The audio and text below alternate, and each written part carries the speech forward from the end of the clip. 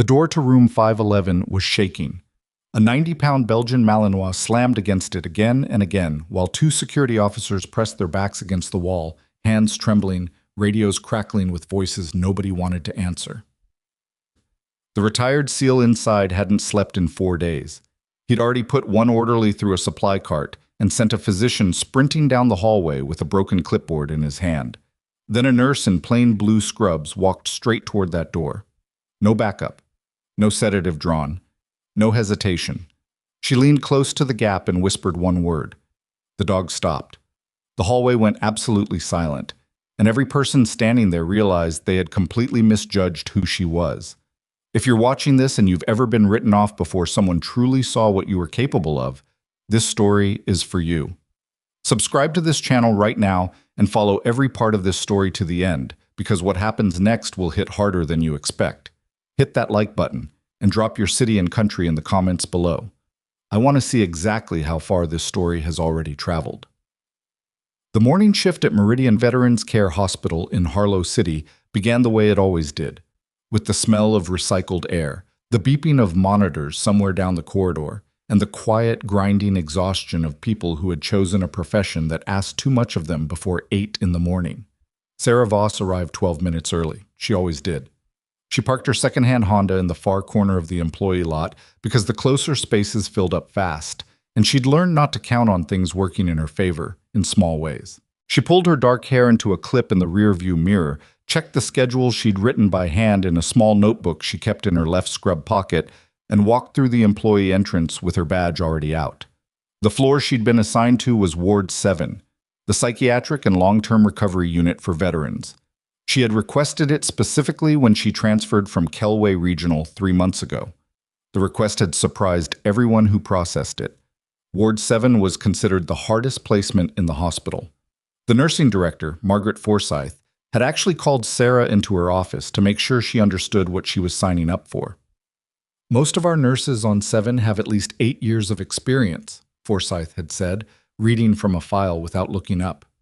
You have 3. I know. The patient population is complex. Combat trauma, TBI, substance dependency layered on top of PTSD. Some of these men and women haven't functioned in civilian environments in years. I understand that. Forsyth had looked up then. She was a trim woman in her 50s with reading glasses that she wore pushed up onto her forehead when she wasn't using them. She studied Sera for a moment the way people study something they're trying to categorize and failing. Why 7? Sera had answered without hesitating. Because I'm good with patients other people give up on. Forsyth hadn't looked impressed. She'd looked unconvinced, which was different. She'd approved the transfer anyway, probably because Ward 7 always needed bodies, and Sera's file showed a clean record with no complaints and 3 commendations from attending physicians at Kelway. What the file didn't show was everything else. Sera had been on the floor for 71 days before room 511 became her problem. She'd learned the rhythms of Ward 7 quickly.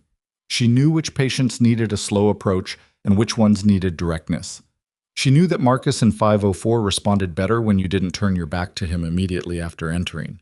She knew that the woman in 507 who never spoke would sometimes nod slightly if you narrated what you were doing before you did it, quietly, like you were reading a bedtime story to someone who wasn't quite asleep. She knew that the fastest way to get cooperation from a resistant patient wasn't authority. It was patience practiced with a spine underneath it. The other nurses on the floor noticed her results but not her methods.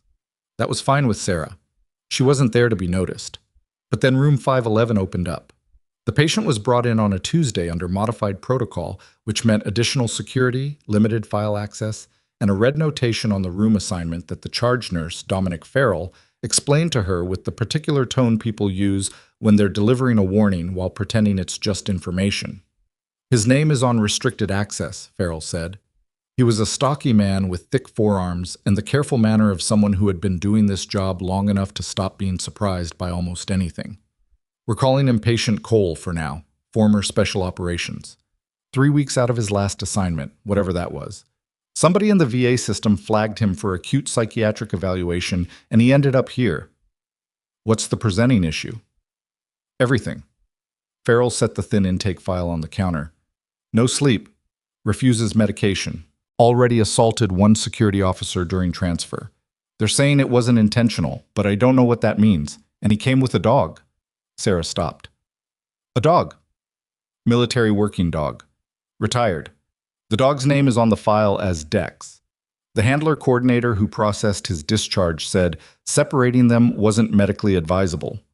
Farrell crossed his arms. Administration has been arguing about it for 2 days. Right now, the dog is in the room with him. Animal control has been called twice and turned around twice because every time they show up, the dog becomes what the incident report described as an escalation risk. Who's been treating him? Dr. Lorraine Steck. She's the psychiatric attending for 7. Farrell paused. She's been very focused on getting the animal removed. Sera picked up the intake file. The information on it was sparse. Name withheld pending family notification. Age 37. Branch redacted. Service period redacted. Primary care contact none. Emergency contact Colonel. And then a name that was blacked out with a thick marker line. The diagnosis section read severe PTSD with associated dissociative episodes, hypervigilance, and disrupted threat response calibration. Has anyone been able to spend actual time with him? 2 nurses tried. One lasted about 40 minutes before she asked to be reassigned. The other one, she's a 12-year veteran, Pauline Marsh. You may have met her. She spent 2 days on him before the dog cornered her against the wall and she filed an incident report. Did the dog hurt her? No, but she filed the report anyway. Sera set the file down. I'll take him. Farrell went very still. Voss, I'm requesting the assignment. You've been on this floor for less than 3 months. I know. He looked at her the way Forsyth had looked at her during that first conversation. That same failing to categorize expression. Then he shook his head slowly, not in refusal, but in the way people shake their heads when they've already decided to let someone make a mistake and are just registering their concern for the record. I'll put it in the system, he said, but Dr. Steck is going to push back. Dr. Steck pushed back before the morning was over. She found Sera in the medication room at 9:15 and closed the door behind her with a deliberate click. Steck was a woman who occupied space with intention. She wore her white coat like armor and spoke with the specific cadence of someone who had learned that confidence, deployed with enough consistency, functioned as a substitute for being right. Farrell tells me you've requested the Coley assignment. Yes. I'm going to ask you to reconsider that. Sera was checking vials against the printed list on her clipboard. I'd rather not. Steck's jaw tightened. He's not a routine patient. He's actively destabilizing the floor, and frankly, he's becoming a liability for the hospital. He's a veteran with PTSD. And the animal in that room is a genuine safety concern that we are not equipped to manage. My recommendation to administration is that he be transferred to a secured psychiatric facility where the environment can be properly controlled. And the dog? Steck paused. The dog would be placed with a licensed military animal rescue program. Separated. It's not ideal, but Dr. Steck. Sera set her clipboard down and looked at her directly. Involuntary transfer and forced separation from a bonded service animal would be medically contraindicated for a patient presenting with severe hypervigilance and disrupted attachment. That's not my opinion. That's in the literature. A silence settled between them. Steck's expression did not change, exactly, but something shifted behind her eyes that Sera recognized. It was the look of someone recalculating who they were dealing with.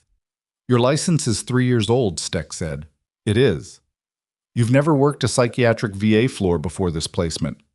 That's true. So perhaps you'll understand why I'm not inclined to take your clinical opinion on this matter over my own. I understand completely, Sera said, and picked up her clipboard again. I'd still like the assignment. Steck left without saying she approved it.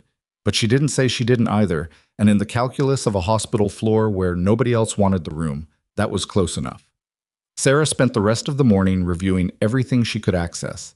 The intake file was thin, but she requested the physical assessment records and found what she was looking for in the notes from his first night. Bruising patterns consistent with blast exposure on his left side. An old surgical scar along his ribs.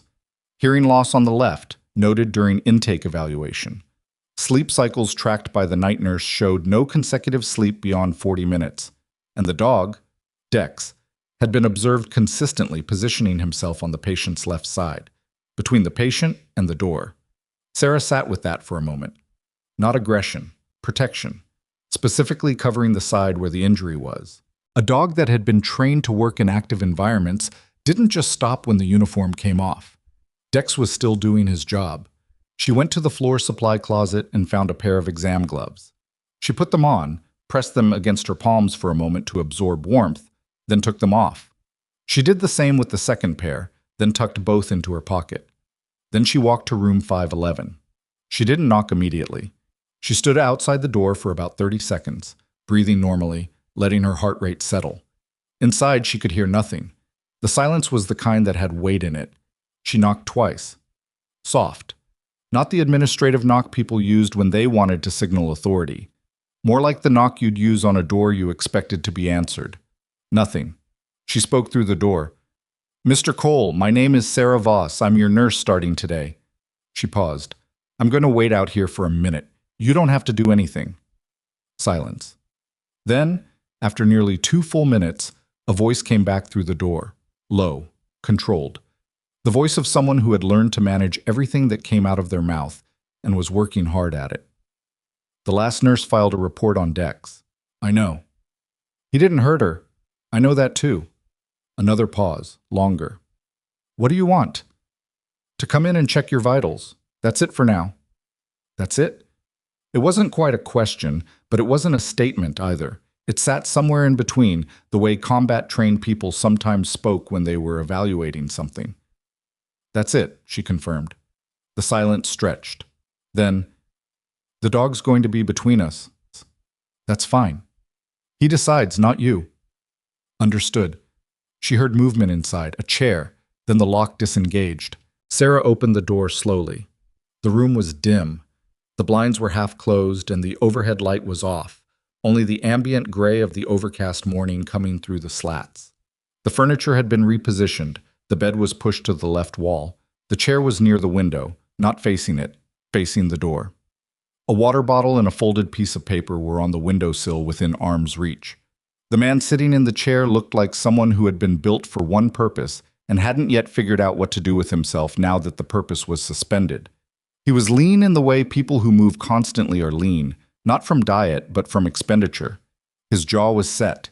His eyes were clear and exhausted at the same time, which Sera had come to understand was one of the specific textures of combat PTSD, the mind always running at high speed with no destination.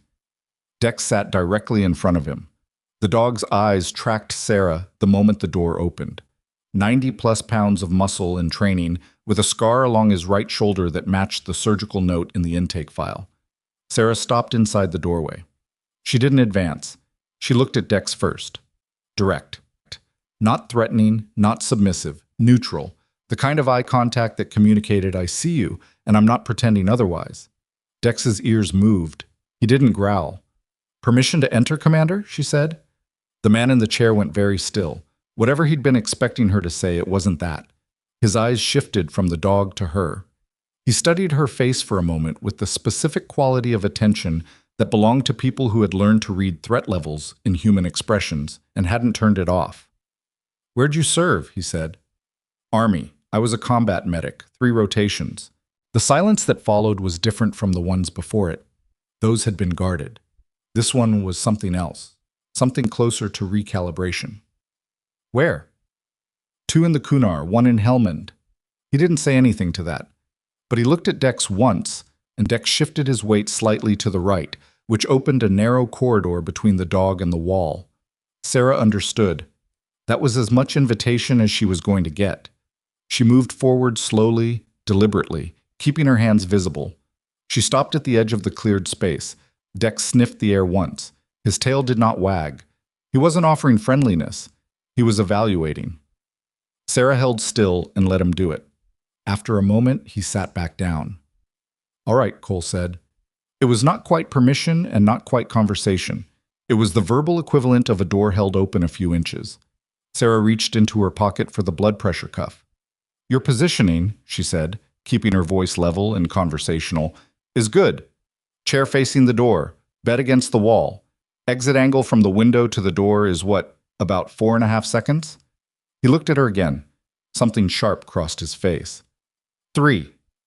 "I always miscalculate the angle," she said. She wrapped the cuff around his arm. His BP was high, but not critical. His resting heart rate was elevated. His oxygen sat was fine. She noted everything without commenting on the numbers because she'd learned that reading numbers aloud to a patient in hypervigilance sometimes registered as threat assessment, your body performing badly in front of someone with authority, and that shame could snap a fragile tolerance very quickly. "Last time you ate?" she asked. "This morning." "Last time you slept?" The briefest hesitation. 40 minutes, maybe. "Consecutive?" "Yes." Sera noted it. "I'm going to see about getting you something from the kitchen that isn't the standard meal tray. What can you eat without it being an issue?" He watched her. "You're not going to tell me about the medication protocol. I'll tell you about it when you're ready to hear it. Right now I'm asking what you can eat." Another of those silences where recalibration was happening at a frequency she could almost feel in the room. "Anything without MSG," he said. "Triggers migraines." "I'll note it." She capped her pen, folded the BP record into her clipboard, and took a step back, giving him the space she'd taken without drawing attention to the fact that she was doing it. "Dex," she said, not to Cole but to the dog, "you're doing good work." Dex's ears rotated toward her. Cole looked at the dog, then back at her. Something in his expression had shifted, so slightly that most people would have missed it. Sera didn't miss it. She moved toward the door. "I'll be back in 2 hours," she said. "I won't bring anyone with me." "And if the doctor sends someone for the dog?" She stopped, turned. "Then I'll know about it before they get to this floor," she said. "That's not a guarantee. That's just how much advance notice I can realistically give you." It was the honest answer, not the reassuring one. She watched him register the difference. 2 hours, he said. She left. The hallway felt brighter than the room had been, almost aggressively so. Farrell was at the nursing station with a stack of charts, and he looked up when she came back. "Well?" "He's stable. High BP, sleep deficit, not eating enough. I need to get dietary to adjust his meal requests. No MSG. That's all?" "For now." Farrell watched her write up the notes. "Steck wants a briefing on him at noon. I'll be there." "She's going to push for the transfer again." Sera didn't look up from the notes. "I know." What she didn't say, what she was already carrying in the back of her mind as she documented vital signs in the clean, careful handwriting she'd developed over years of writing in conditions where nothing was stable, was that she'd seen the paper on the windowsill in room 511, the folded piece of paper within arm's reach. It was a discharge summary from a facility she recognized, not from her nursing career, from before. She knew the header. She knew the form. She had filled out forms exactly like it, in a different role, in a different country, on a fold-out table in the back of a transport vehicle, while someone on a stretcher beside her was still deciding whether they trusted her enough to tell her where it hurt. She kept writing. At noon, the briefing with Dr. Steck went approximately as she had expected. Steck presented the case to the nursing director, Forsyth, and 2 members of hospital administration as a patient who was actively resistant to treatment protocol, whose companion animal represented an unresolved liability, and whose placement on Ward 7 was consuming resources disproportionate to his progress. "He's been here 11 days, Steck said. In 11 days, we have 1 partially successful vitals check and a series of failed medication introductions. My recommendation remains the same." "What's the security cost on the floor?" one of the administrators asked. "Additional coverage during shift transitions. 2 incidents in the first week requiring response." Steck's hands were folded on the table in front of her. "The animal cannot be managed under our current protocols." Forsyth turned to Sera. "Nurse Voss, you had your first contact this morning. What's your read?" "He's not resistant to treatment," Sera said. "He's resistant to being treated like he's the problem. There's a difference."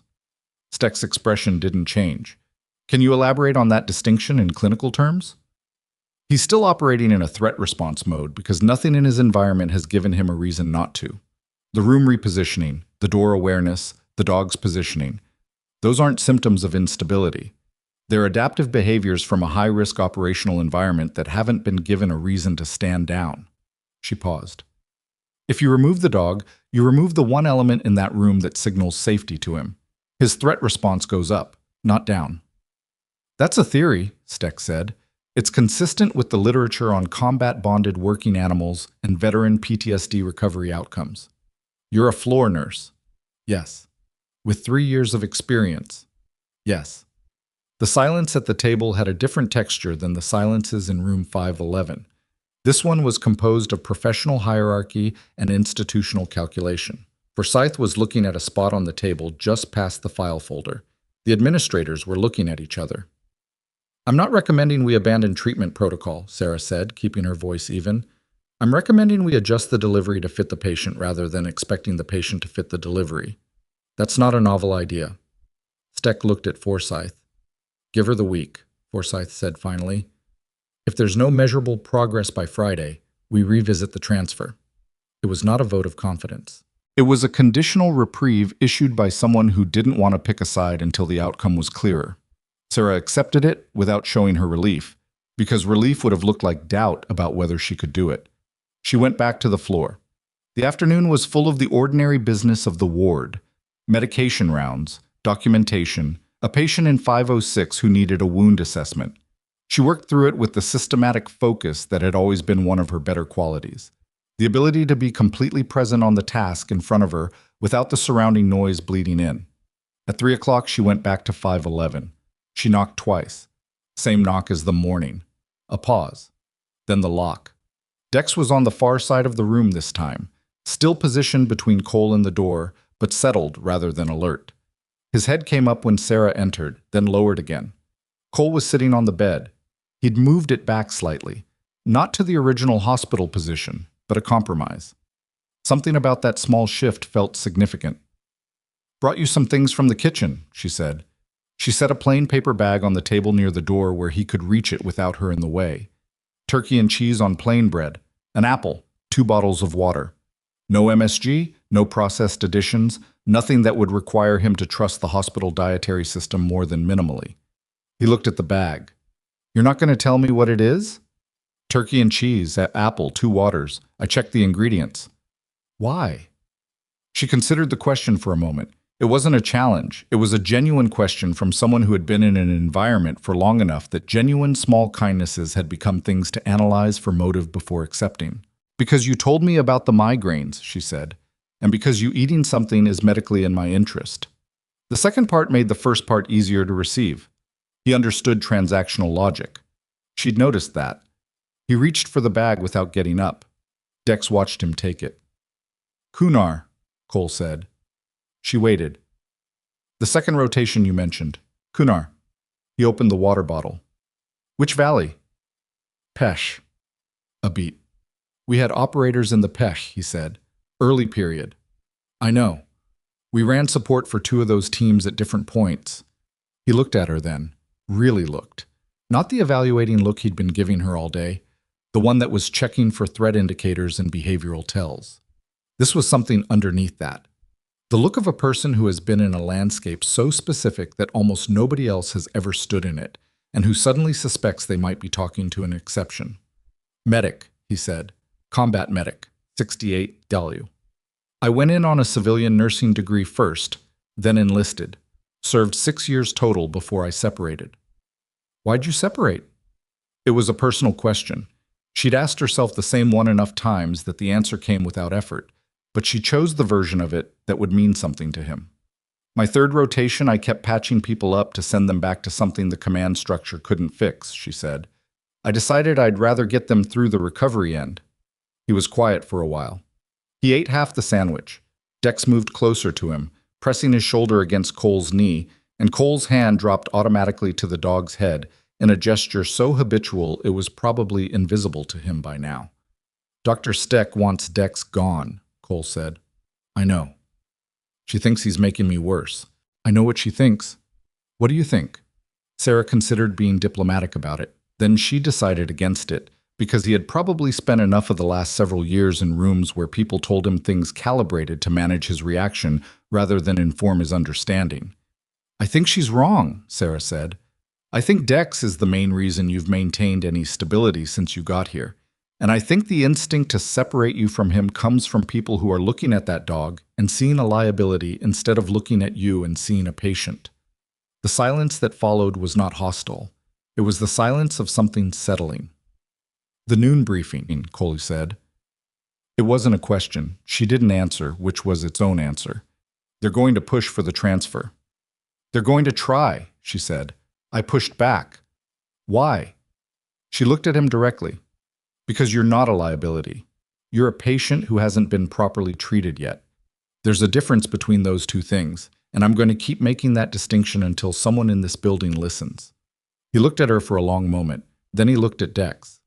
The dog was watching Sera with that unreadable working animal attention that was neither affectionate nor threatening, but deeply, specifically focused. He doesn't do that with most people, Cole said. What? That. He nodded at the dog. He tracks, but not like that. Sera said nothing. He tracked one other person like that, Cole said, in the pec. She kept her expression neutral, but something shifted in the air between them. A medic? She said. He met her eyes. Female sergeant, 68W. She went by Hawk, never learned her real name. He stopped. She knew the call signs, the dog protocols, not because she'd been trained on them exactly, because she'd worked alongside the teams long enough that she just... He paused again. She knew. Sera said nothing for 3 seconds. 4. The food going to be okay? She asked. It's fine. I'll come back at 6 for the evening check. She moved toward the door. Her hand was on the handle when his voice came behind her, quiet. You knew the positioning, he said. When you walked in this morning, you clocked the room layout in about 4 seconds. She turned halfway. Habit, she said. Yeah. He was watching her. Mine too. She left the room. In the hallway, she kept walking at the same pace she always did, past the nurses' station, around the corner to the small alcove near the stairwell where the staff sometimes went when they needed 30 seconds of no one looking at them. She stood there and breathed. She had not told him everything. She wasn't going to tell him everything today, or maybe even this week. What she had told him was true. Everything she'd said was true. But it wasn't the whole picture, and she had reasons for that. The reasons were not about deception. They were about sequence. There was an order to trust, and skipping steps because the information was available was exactly how trust collapsed. She had 6 years of military service. She had 3 deployments. She had a nursing degree she'd gotten at 21, and a combat medic certification she'd gotten at 24, and a file somewhere in a federal record system that had a clearance designation on certain portions of it. She had also worked, on one specific occasion during her 3rd rotation, as a field handler supplement for a military working dog unit that was operating alongside her medical team in the Petch River Valley. She had learned 3 classified command phrases during that period. One of them was the dog's name, not Dex. But she knew what Dex's name had been before Dex. She'd learned that from a handler brief that she hadn't been supposed to receive but had, because the forward operating environment had been chaotic enough that the briefings bled across unit lines. She had committed it to memory the way she committed all operational details to memory, completely and without intending to need it. She hadn't used it this morning. She hadn't needed to. But she knew it was there. At 5:45, she was back at the nurses' station finishing documentation when Farrell came to her desk with his arms crossed and a look on his face that she'd come to associate with news she wasn't going to like. Administration sent a memo, he said. She kept typing. What does it say? Animal control has been rescheduled for tomorrow morning, 7 o'clock. Dr. Steck signed off on a removal order for the dog. Sera stopped typing. She went around Forsyth? Forsyth signed off too. Something went very quiet inside Sera's chest, the kind of quiet that came just before a decision locked in. Who authorized the order?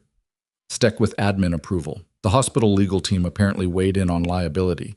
Something about the dog's behavior during the Marsh incident. The dog cornered her. He didn't touch her. The legal team disagrees on what constitutes a safety incident. Sera looked at the clock. 5:47. She had 13 hours. She closed the documentation screen, pushed back from the desk, and stood up. She pulled out her personal cell phone, not the hospital communication device, and scrolled to a contact she had not used in 8 months. The contact was listed under a first name only, Adrian. She typed, "Need to talk, urgent, medical situation involving a former operator and his working dog. Removal order issued for 0700 tomorrow." She stared at the screen for a moment, then added, "I think you know who the patient is." She put the phone in her pocket and picked up her clipboard. She had evening vitals to run. and she had 13 hours to figure out whether she was about to save a patient or blow up the only nursing job she actually wanted. By 6:10, she was back outside room 511. She knocked twice. Inside, Dex made no sound. Cole's voice came through the door, quieter than before, lower. Something in it had changed. "They're coming for him tomorrow," he said. 7 in the morning. She pressed her palm flat against the door. "I know," she said. "Then tell me what you're going to do about it." The hallway behind her was empty. The overhead lights hummed. Her phone buzzed once in her pocket. She didn't check it yet. "Let me in," she said, "and I'll tell you." The lock disengaged. Sera pushed the door open and stepped inside, and the first thing she registered was that Cole was already standing. Not in a defensive posture, but just standing, which for him represented a different kind of readiness. Dex was at his left knee, tail low, eyes on the door. She held up her phone so he could see the screen without crossing the room. The message she'd sent. The contact name. He looked at it for exactly 2 seconds. "Adrian Brooks," he said. "I don't know if he can do anything by 7 in the morning. I don't know if he'll even respond tonight. But he's the only person I know with the rank and the context to make a call that administration here might actually listen to." "How do you know Brooks?" "I treated one of his operators in the PEC. He debriefed me afterward because the operator didn't make it, and there was a report to file. We stayed in contact." She paused. Loosely. Cole was quiet for a moment. His jaw worked once. "You know I'm here?" "I don't know what he knows. What I do know is that if I tell him what's about to happen to Dex and he has any ability to intervene, he will. And if he doesn't respond, then I figure something else out." "What's something else?" She pulled the chair from near the window and sat down without being invited to. "That depends on what you're willing to do. If Dex is removed tomorrow at 7, they'll have a team. Animal control, probably security, maybe Steck present to manage you during the process." She looked at him directly. "How is that going to go?" He sat back down on the bed. His hand went to Dex's head automatically. "Not well. I need you to be more specific. Dex won't go without a command release from me, and I won't give one to animal control officers who have no—" He stopped. Restarted. "He's not a pet. He doesn't respond to people who haven't been through the certification process. If they try to take him by force, he will defend himself. And you. And me. Which means someone on that team gets hurt. Yes. And then the liability argument that Steck used to get the order signed gets 50 times stronger." He met her eyes. "I know." That was the trap. That was the specific, elegant trap that she suspected Dr. Steck either fully understood or had stumbled into accidentally and would benefit from either way. If Dex resisted removal, the incident report would describe a dangerous animal and a dangerous patient, and the transfer to a secured psychiatric facility would happen within 24 hours with full institutional support. Sera's phone buzzed. She looked at the screen, already aware. En route. ETA 0600.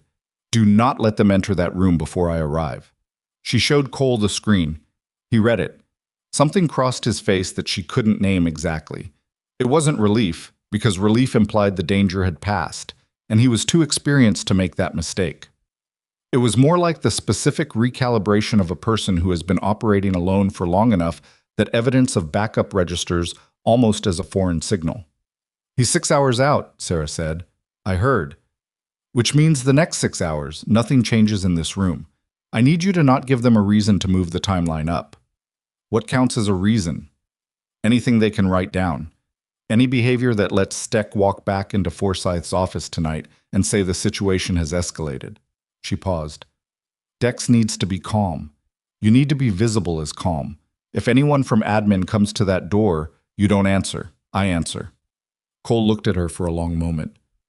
"You're putting yourself between this. I'm your nurse. That's my job. That's not why you're doing it." She didn't answer that. He was right, but the reason she was doing it was layered in a way that would take longer than 6 hours to explain, and this wasn't the moment anyway. "Try to sleep," she said. "I know you probably won't, but try." She left the room, pulled the door shut behind her, and stood in the hallway with her back against the wall for exactly 5 seconds. Then she walked to the nurse's station. Farrell was still on shift. He looked up when she came back. "You told him," Farrell said. It wasn't a question. He deserved to know. Steck is going to be furious. Steck isn't here right now. Farrell set down the chart he was holding. He was a careful man, a man who moved through institutional environments by reading the current and positioning himself accordingly, and she'd respected that about him even when it meant he didn't take her side. But he was looking at her now with an expression that was closer to conflict than calculation.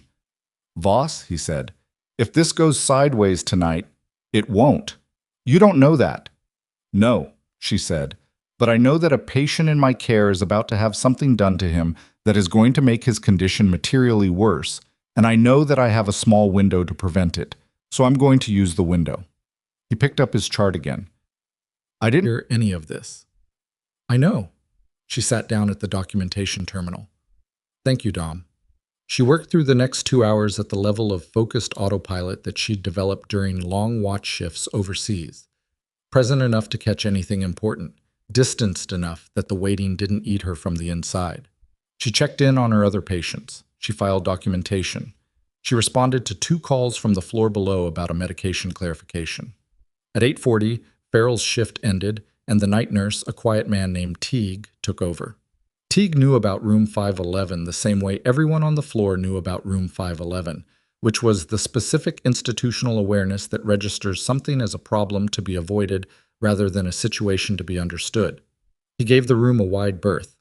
That was fine with Sera. At 10:15, she went back to 511. Cole wasn't sleeping. She hadn't expected him to be. He was in the chair by the window, and Dex was on the floor beside him with his chin on Cole's boot, which was the most relaxed she'd seen the dog. And also, she suspected, a deliberate choice on Dex's part. The animal equivalent of telling his person, "I'm here, nothing has changed, stand down." She didn't stay long. She checked his blood pressure, noted it had come down slightly, and left a second water bottle on the table. "Brooks is reliable," Cole said as she was leaving. "I know." "How do you know? You said you knew him loosely." She stopped, turned. "Because when the operator I mentioned didn't make it, and I had to write the report, he reviewed it, and then he called me. Not to check the paperwork, to check on me." She paused. "People who do that, that's not something you do because the protocol requires it. He didn't have to make that call." Cole held her gaze for a moment. "No," he said, "he didn't." She went back to the station and worked until 2 in the morning when her shift technically ended. She did not leave the building. She told Teague she was going to catch sleep in the on-call room, which was partly true. She went to the on-call room, lay down on the narrow cot with her shoes still on, and stared at the ceiling with her phone on her chest. At 4:17 it buzzed again. Complication. Bringing backup. Still 0600. Hold. She typed back, holding. She didn't sleep after that. At 5:30 she was back on the floor. Teague had the look of someone who had survived a quiet night and was grateful for it. I gave her a brief rundown. No incidents, no calls from admin, room 511 had been silent, and clocked out 20 minutes early because she told him to go home and he didn't argue. At 5:50 she was at the nurse's station with coffee she didn't want but needed when her phone rang. Not a text, an actual call. She answered it. "It's Brooks." The voice was measured, not hurried but dense with intention. "I'm in the parking structure. I have 2 people with me. Before I come in, what's the status in the room?"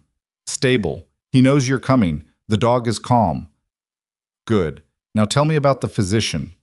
"Dr. Lorraine Steck, psychiatric attending for Ward 7. She's the one who signed the removal order." "How long has she been in that position?" "I don't have the full history. I know she's been at this hospital at least 5 years. I know she's had at least 1 prior complaint filed against her by a family member of a patient on this floor that didn't go anywhere." A brief pause. "How do you know about the complaint?" "I asked the right questions to the right people when I took this assignment." Another pause. This one had a different quality, like something being reassessed. "You didn't just happen to land on Ward 7, did you?" She didn't answer that. "Voss?" His voice had shifted slightly, not colder, but more precise. "I need to know if there's something I'm walking into that I don't have the full picture on." "Nathan Cole is being properly treated by 1 nurse on that floor," she said. "And she checked the clock. 62 minutes, an animal control team is going to arrive to forcibly remove his bonded working dog based on a liability assessment that is medically inaccurate." That's the picture. What I know beyond that is for after this is resolved. A beat. Then, all right. He didn't sound satisfied, but he sounded like someone who knew when to hold a question for later. We're coming up. Don't let anyone into that room before we get there. He hung up. At 5:58, the elevator opened at the end of the hall, and Colonel Adrian Brooks walked on toward 7. He was not in uniform. That was the first thing she registered. He wore civilian clothes, dark pants, a gray jacket. But he carried himself in a way that made the clothes irrelevant. He was a tall man in his mid-50s with close-cropped gray at his temples, and the particular quality of stillness that belonged to people who had been in enough loud situations that they'd learned silence as a strategic tool. 2 officers in civilian dress flanked him, both younger, both with the same contained alertness. He found her immediately. "Voss," he said. "Colonel?" They didn't shake hands. There wasn't time for it. "Administration arrives when?" he asked. "Steck is usually here by 6:45. Animal control is scheduled for 7. Security escorts are probably going to be in place by 6:50 at the latest. Then I have 40 minutes to talk to hospital administration before this becomes a scene." He looked down the hallway toward 511. "I need to see him first." "He knows you're coming, but the dog is going to—" "I know the dog," Brooks said simply. She led him down the hall. She knocked twice on the door of 511. Cole's voice came through, tighter than it had been last night, but controlled. "It's open." She pushed the door in and stepped aside. Brooks walked into the room. Dex came up immediately, not lunging, but rising to his feet with every muscle in his body at attention, his focus locked on the newcomer in a way that filled the room with tension. Brooks stopped inside the door. He looked at the dog. "Stand by, Dex," he said. The command was quiet, conversational almost, but it had a specific register to it, not the tone of a stranger attempting a trick, but the tone of someone the dog's operational memory associated with authority. Dex held for 2 seconds, then sat. Cole was on his feet. Something in his face had shifted in a way Sera hadn't seen yet. Not softened exactly, but reconfigured. The way a person's face changes when they see someone from a chapter of their life that was both the hardest and the most meaningful thing they ever did. "Colonel?" "Nathan." Brooks crossed the room and put his hand on Cole's shoulder for a moment. Not a hug. Something more compressed than that, more specific. The contact lasted about 3 seconds, and in those 3 seconds something passed between the 2 men that Sera understood without being able to name, because it was the language of people who had been in the same places and made it out when other people hadn't. Brooks stepped back. He looked Cole over the way people look at each other after a long absence that included hard things, checking, without wanting to make it obvious that they're checking. "You look terrible," he said. "I know. How long since you slept properly?" "Define properly." "More than 90 consecutive minutes." "Longer than I can calculate." Brooks nodded once. "That's going to get fixed." He turned back toward the door. "I need 20 minutes with hospital administration. You stay in this room. Voss," he looked at her, "don't leave this floor." "I wasn't planning to." He left with his 2 officers. Sera stayed. Cole sat back down on the bed. Dex returned to his position at Cole's left side, pressing his shoulder against Cole's knee. "He looks the same," Cole said, not really to her. "Is that good or bad?" "Good." He rubbed the back of his neck. "It's good." She sat in the chair by the window, and they didn't talk for a few minutes. It was not an uncomfortable silence. It was the kind of silence that existed between people who had each spent enough time in situations where talking too much was a liability that they'd both learned the functional value of quiet. At 6:23, her phone rang. It was an internal hospital line. She answered. "This is Sera Voss." "It's Forsyth." The nursing director's voice was tighter than usual, compressed in a way that suggested she was in a room with other people and choosing her words with that awareness.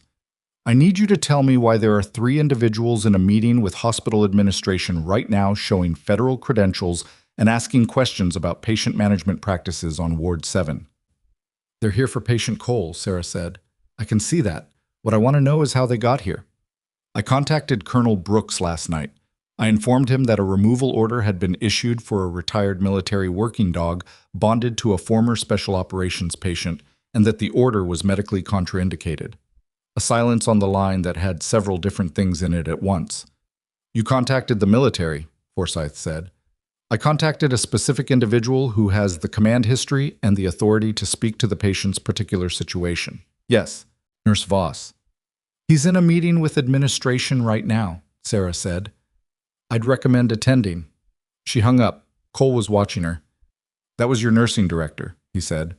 It wasn't a question. Yes. You just told her you went over Steck's head and called in federal intervention. Essentially. How worried are you? She considered the honest answer. About my job? Some. About whether it was the right call? Not at all. He looked at her for a moment. Then he said something she hadn't expected. The pech. Second rotation. You said you ran support for special operations teams. Yes. There was a medic attached to one of those teams, female. She went by Hawk. You know who I'm talking about. She kept her expression level. I mentioned Hawk last night, he said. You didn't respond. I've been thinking about why. The room felt very still. The reason Dex is tracking you the way he is, Cole continued, is not because you're a medic and he's a trained working dog, and those two things have some general familiarity overlap. He's tracking you because something about you specifically is registering to him. He paused. He worked with Hawk for 14 months, before he worked with me. Sera said nothing. Same dog, Cole said. Different name. His active designation was different than what's on his retirement papers. We changed it during the transition protocol, standard practice. He watched her face. You know his original designation. She held the silence for 3 more seconds. I attended a handler brief, she said, during the 3rd rotation. It wasn't supposed to include my unit, but the brief ran cross-team because the operational environment had broken down enough that the unit lines weren't clean. I learned 3 classified command terms during that brief. She paused. I never used them. I didn't have occasion to. Until yesterday morning. I didn't use a classified command yesterday. No, he said. But you knew the one you could have used. And Dex knew you knew it. Dogs aren't stupid, Voss. Especially not dogs like him. He was watching her with the same precision he'd been applying to everything since she first walked into this room, but there was something added to it now. Something that was not quite suspicion and not quite recognition, but existed in the narrow space between them. You weren't just support staff in the Petch. It was not quite a question. Before she could decide how to answer it, the door opened. Brooks was back. He came in without knocking, which told her the meeting had ended and the outcome had required speed. His 2 officers stayed in the hall. Administration has agreed to delay the 7 a.m. order pending review, he said. I've requested access to the patient's full records and the incident reports from the last 11 days. Steck has been asked to provide documentation supporting the removal recommendation. Cole stood up. And she's going to have a hard time doing that. Brooks looked at Sera. The prior complaint you mentioned, family member of a patient on this floor. Yes. There are 3 more. He said it flatly, without emphasis, which somehow made it land harder than if he'd put weight on it. 3 additional complaints that were filed through VA channels rather than directly to the hospital, which is why they didn't appear in the institutional records. They've been sitting in a federal review queue for 8 months. The room went quiet. What kind of complaints? Cole asked.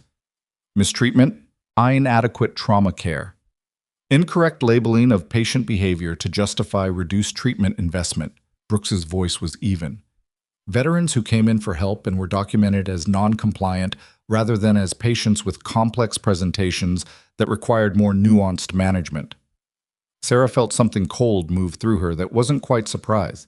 She'd suspected something like this. She'd suspected it from the pattern she'd seen in the Ward 7 records over the last 70 days, in the discharge outcomes that didn't track with the presentations, in the way certain patient files had been framed in the language of liability management rather than medical care. She'd suspected it. She hadn't had the evidence. Brooks had just handed her the edge of it. The review queue, she said. Can those complaints be escalated now? They already have been. He looked at her steadily. Which is why the 2 individuals with me this morning are not just here about Dex. Cole turned to look at her. She met his eyes. Something moved through his expression that she hadn't seen there before. Not gratitude exactly, because gratitude implied something passive, and what she saw in his face was more active than that. More like the look of someone recalibrating a situation they thought they understood. You've been building this, he said. I've been documenting what I observed, she said carefully. For how long? Since I got here. 71 days, he said. She didn't confirm or deny it, but she didn't look away either, and that was its own answer. Brooks was watching the exchange. He did not comment on it, but the quality of his attention shifted slightly in a way that told Sera he was filing everything in a part of his mind labeled "Return to this later."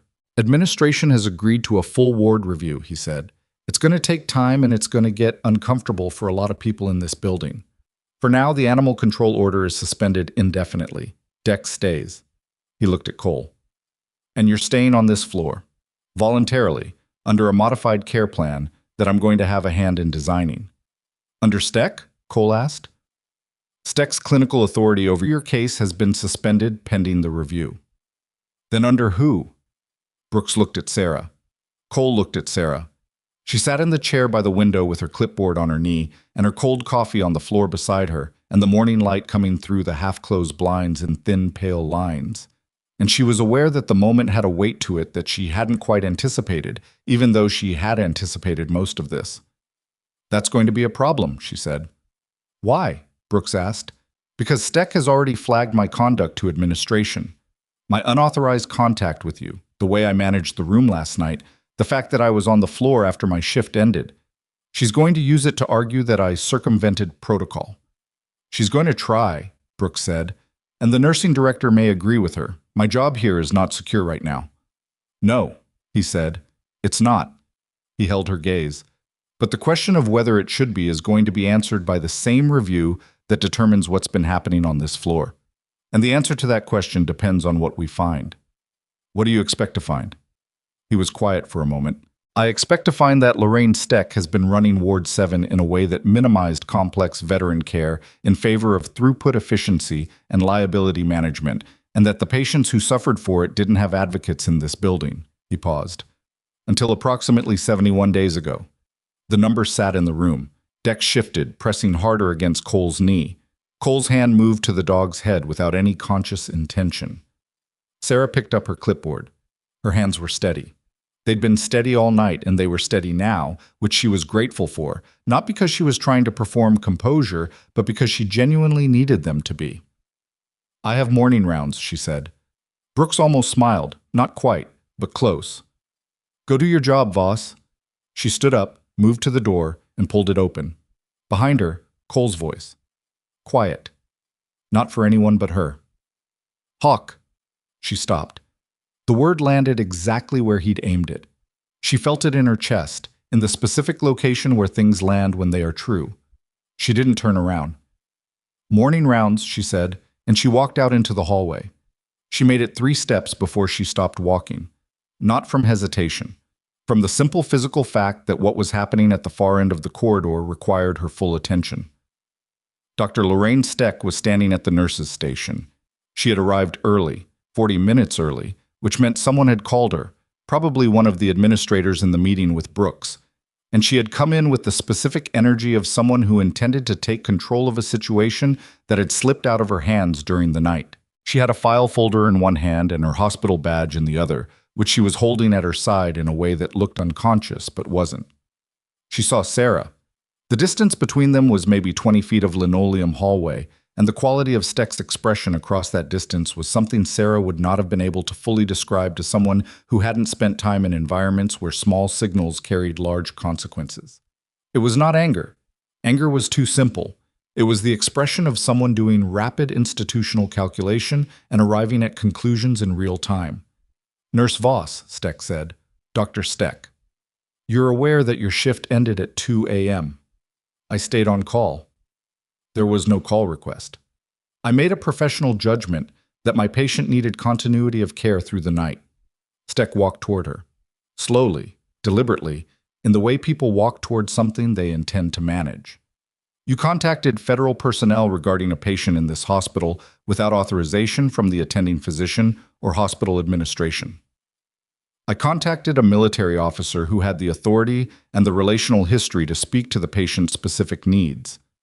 I did not share protected health information. I described a clinical situation. You undermined my treatment recommendation. I disagreed with it, and I acted on that disagreement through an available channel. Yes. They were close now, 6 feet. Steck's voice had dropped to a register that was professionally controlled in a way that required visible effort. I want you to understand something, Steck said. Whatever you think you've accomplished this morning, this is not over.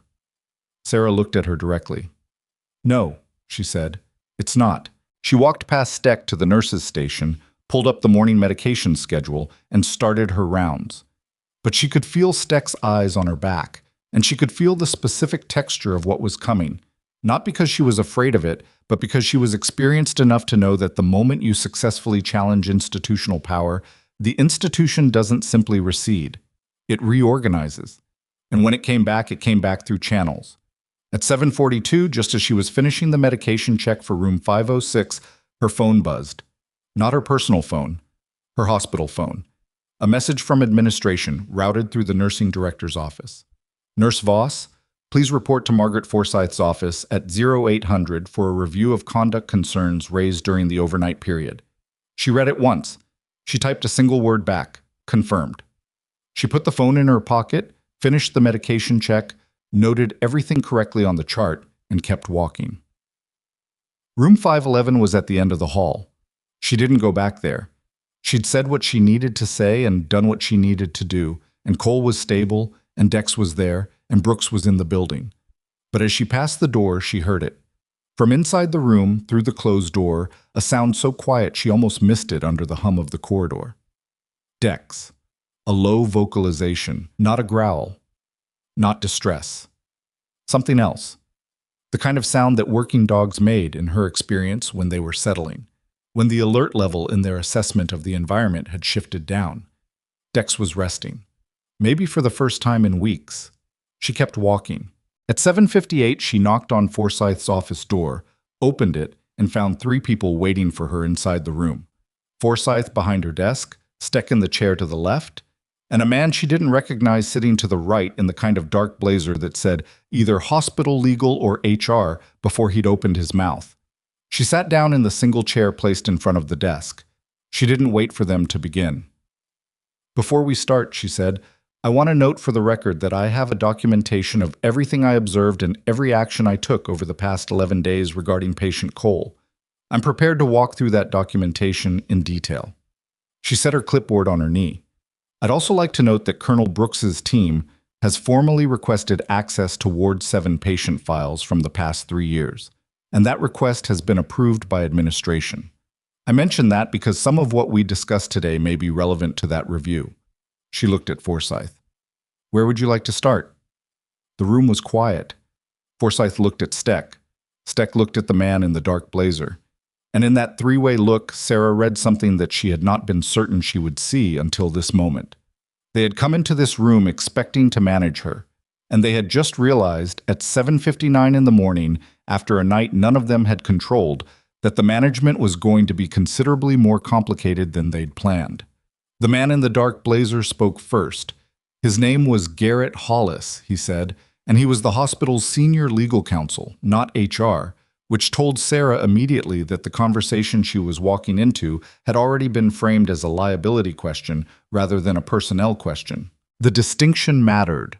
HR conversations had procedures and documentation requirements and union protections built into them. Legal conversations had different rules, and the most important one was that everything said in the room could be used to construct a narrative. She adjusted accordingly.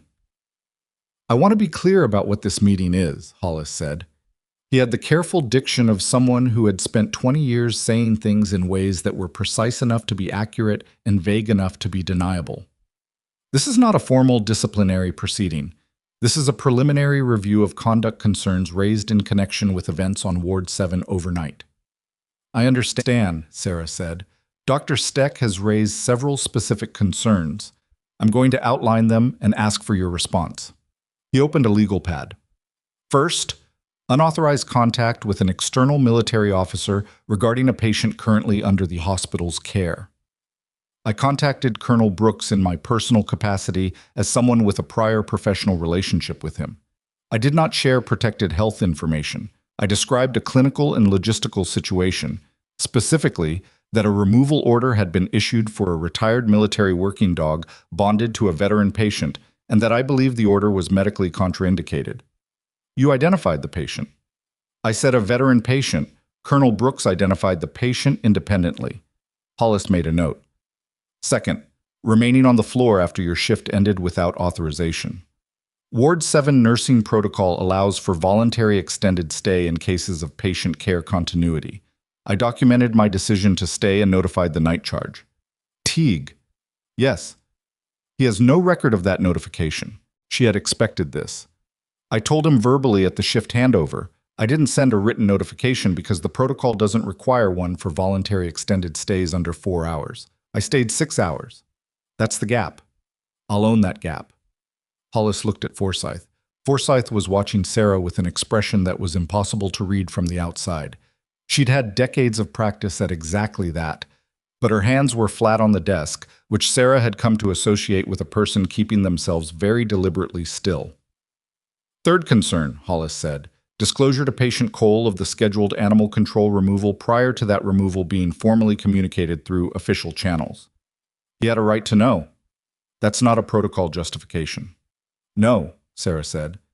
It's a clinical one. Patient Cole's primary trauma responses are organized around loss of control and unpredictability. Presenting him with a team of animal control officers at 7 a.m. without prior notification would have triggered an acute response that put everyone in that hallway at risk. Informing him the night before gave him time to regulate. That's not a policy deviation. That's trauma-informed care. Dr. Steck has a different clinical interpretation. I know. Steck spoke for the first time since Sera had sat down. You have 3 years of nursing experience, she said, and you are positioning your clinical judgment against that of a board-certified psychiatrist with 22 years of practice.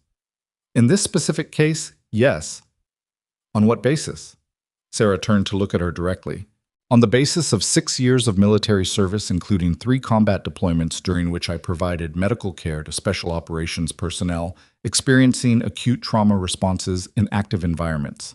Dr. Steck, with respect, your experience with combat trauma comes from the literature and from a clinical setting. Mine comes from the situations that generate the literature. The silence that followed had a particular quality, the kind that exists when something true has been said in a room where people had been carefully arranging alternative versions of true, and the true thing sits there the way a rock sits in a stream, not moving, making everything reroute around it. Hollis cleared his throat. This background you're describing is documented in my personnel file, Sera said. The version the hospital has, which is the summary, the full version is in federal records. The full version, Forsyth said. It was the first thing she'd said. Yes. Which would include details I'm not going to summarize in this room this morning, Sera said evenly. What I will tell you is that Colonel Brooks is aware of my background, which is one of the reasons he took my call seriously last night. Hollis set down his pen. He looked at her with the expression of someone who has been doing a calculation and arrived at an answer they didn't expect. Nurse Voss, he said, I want to ask you something directly, and I want a direct answer. Go ahead. Did you come to this hospital, to Ward 7 specifically, because of patient Cole?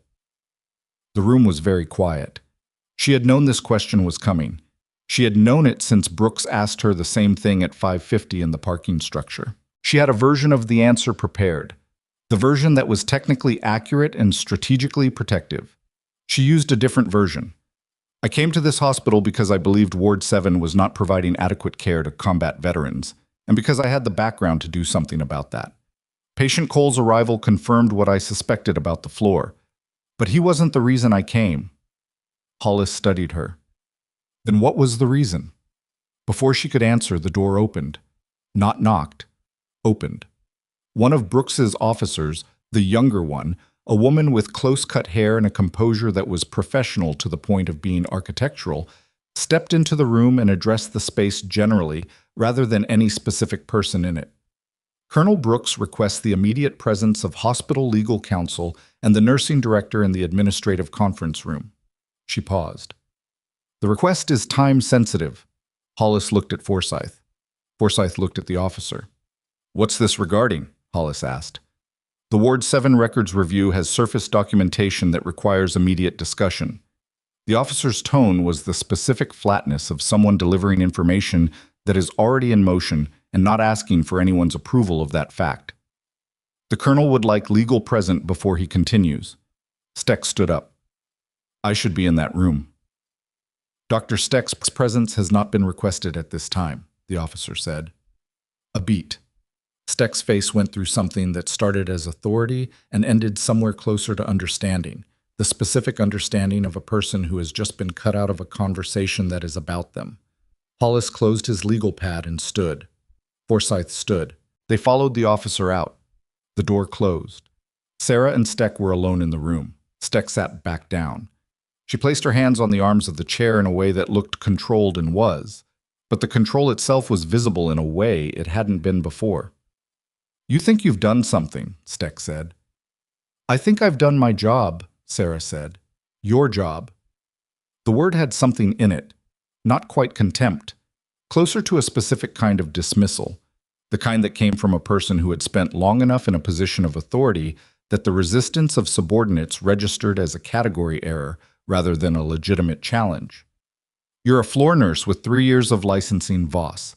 You do not get to unilaterally decide that a board-certified attending physician's treatment recommendations are wrong and then invite federal oversight into this hospital to prove it. I didn't invite oversight because you were wrong, Sera said. I invited it because a patient was about to be harmed. The removal of an uncontrollable animal from a clinical environment is not harm. Dex is a certified military working dog with a documented bond to a veteran with severe PTSD. His removal without clinical justification and without a protocol-compliant transition plan is harm. And the fact that you filed a removal order based on liability concerns rather than clinical assessment is going to be very clear in the documentation. Steck looked at her. And what happens to you when this review concludes, and the administration decides that a nurse who went around every institutional authority in this building in the space of 12 hours represents a conduct risk? Then I'll deal with that, Sera said. I've dealt with harder things. She stood up, picked up her clipboard, and walked out. The hallway outside Forsyth's office was quiet in the way that hospital hallways go quiet when the staff has picked up on the atmospheric pressure of something happening that hasn't been officially announced. Teague had gone home. 2-day shift nurses she knew by name, Priya and Dell, were at the nurses' station moving with slightly more deliberate casualness than usual, which meant they'd seen Brooks's team come through and were doing the institutional calculation of how close to stand to something that might explode. Sera went back to the floor. She did her rounds. She checked on Marcus in 504, adjusted his morning medication schedule based on the note she'd flagged 2 days ago that his dosage timing was contributing to his mid-afternoon agitation, and documented it.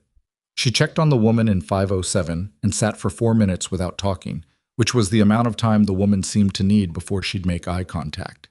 She did the wound assessment on 506 that she'd started before the Forsyth meeting interrupted it. She did her job. At 8:55, Priya appeared at the door of 506 and said quietly, "There's something happening at the end of the hall." Sera finished the wound dressing, noted it, and went to see. The something was 2 men in suits that she didn't recognize, both carrying document cases, both walking with the specific, purposeful efficiency of people who had traveled to do a specific thing and were now doing it. They were with Brooks's female officer, and they were going into the Ward 7 records room, the locked room at the end of the corridor that held physical backup files for the floor's patient documentation going back 7 years. Priya was beside her. "Who are they?" "Federal Records Review," Sera said. Priya looked at her. "How long have you known this was going to happen?" "Not long." "But you knew." Sera looked at her. Priya was a careful person, experienced, someone who kept her head down, not from cowardice, but from the pragmatic understanding that nurses who raised their heads in this particular institution tended to get it handed back to them. She had been kind to Sera from the first week without ever crossing into territory that might be documented as alignment. "I suspected something was wrong with how this floor was being run," Sera said. "I started documenting what I observed. That documentation went to Colonel Brooks along with the specific situation with patient Cole, and he moved on it." Priya was quiet for a moment. "How many patients do you think—" The question didn't finish because at that moment the door to room 511 opened. Cole stood in the doorway. He was dressed, not in hospital clothes, in his own clothes, dark cargo pants and a gray thermal shirt, which meant he'd had a bag somewhere in the room that Sera hadn't seen or had requested it, and someone had brought it at some point during the night. Dex was at his left knee. Both of them looked at the two men going into the records room with an attention that was not casual. "Cole," she said, moving toward him, "you need to stay in the room." "What's happening?" "Records review. Brooks's team." "Who are the suits?" "I don't know yet. Federal of some kind." She stopped in front of him. "I need you inside. If Steck sees you in the hall—" "Steck's not on this floor right now," he said. "I can hear where she is." That was not a figure of speech. She could tell from the way he said it that it was literal, that his auditory processing had mapped the floor well enough overnight that he could track movement patterns through wall and floor sounds. That was the kind of awareness that civilian environments usually treated as a symptom, and military environments had deliberately trained. "Nevertheless," she said. He looked at the records room, then at her. "You've been building this since you got here. We talked about this." "I know. I'm not asking about the mechanics. I'm asking—" He stopped. Restated. "You knew this floor was wrong before you had evidence. How?" She looked at him steadily. "The discharge rates. The way the files were written. The language that gets used when someone has decided a patient is a problem to be managed rather than a person to be treated." She paused. "I've seen what proper veteran trauma care looks like. I've been in the rooms where it happens and in the rooms where it doesn't. This floor wasn't doing it." He held her gaze. "And you came in anyway." "Someone had to." Dex pushed his head against Cole's hand. Cole looked down at the dog, then back at Sera, and something in his face had gone through another of those small, quiet shifts that she'd stopped trying to name because they were too specific to have good names. He went back into the room. She heard the lock. Not aggressive, just closed. She turned around. At the far end of this hall, Dr. Lorraine Steck had just emerged from the stairwell. She had not gone to the administrative conference room. Or she had gone and left. Either way, she was on the floor now, and she was looking at the records room, and the expression on her face was not the controlled professional expression she'd worn during the morning meeting. This was different. This was a person watching something they had spent considerable time constructing begin to come apart, and the specific quality of that expression, the way it sat between denial and calculation, was something Sera recognized from her third rotation. From the moment during a particular debrief when she'd watched a senior officer realize the operational picture he'd been maintaining didn't match the actual situation on the ground. Steck looked at Sera. Then she went to the nurse's station, picked up the floor phone, and made a call. Sera couldn't hear what she said. She was too far away. But she watched Steck's posture during the call, the way she turned slightly away from the corridor, the way her free hand pressed flat against the desk. Priya appeared at Sera's elbow. "She's calling admin," she said quietly. "I can tell from the extension she dialed." "I know." "She's trying to get them to shut the records review down." "She can try." "Can they shut it down?" Sera looked at the records room. One of the suited men was visible through the open door, working through a filing cabinet with methodical attention. "No," she said. "Not once it's been federally authorized. The hospital can object, but they can't obstruct." Priya let out a slow breath. "Voss." She said the name the way people say a name when the thing they actually want to say is more complicated than a name, and they're using it as a placeholder.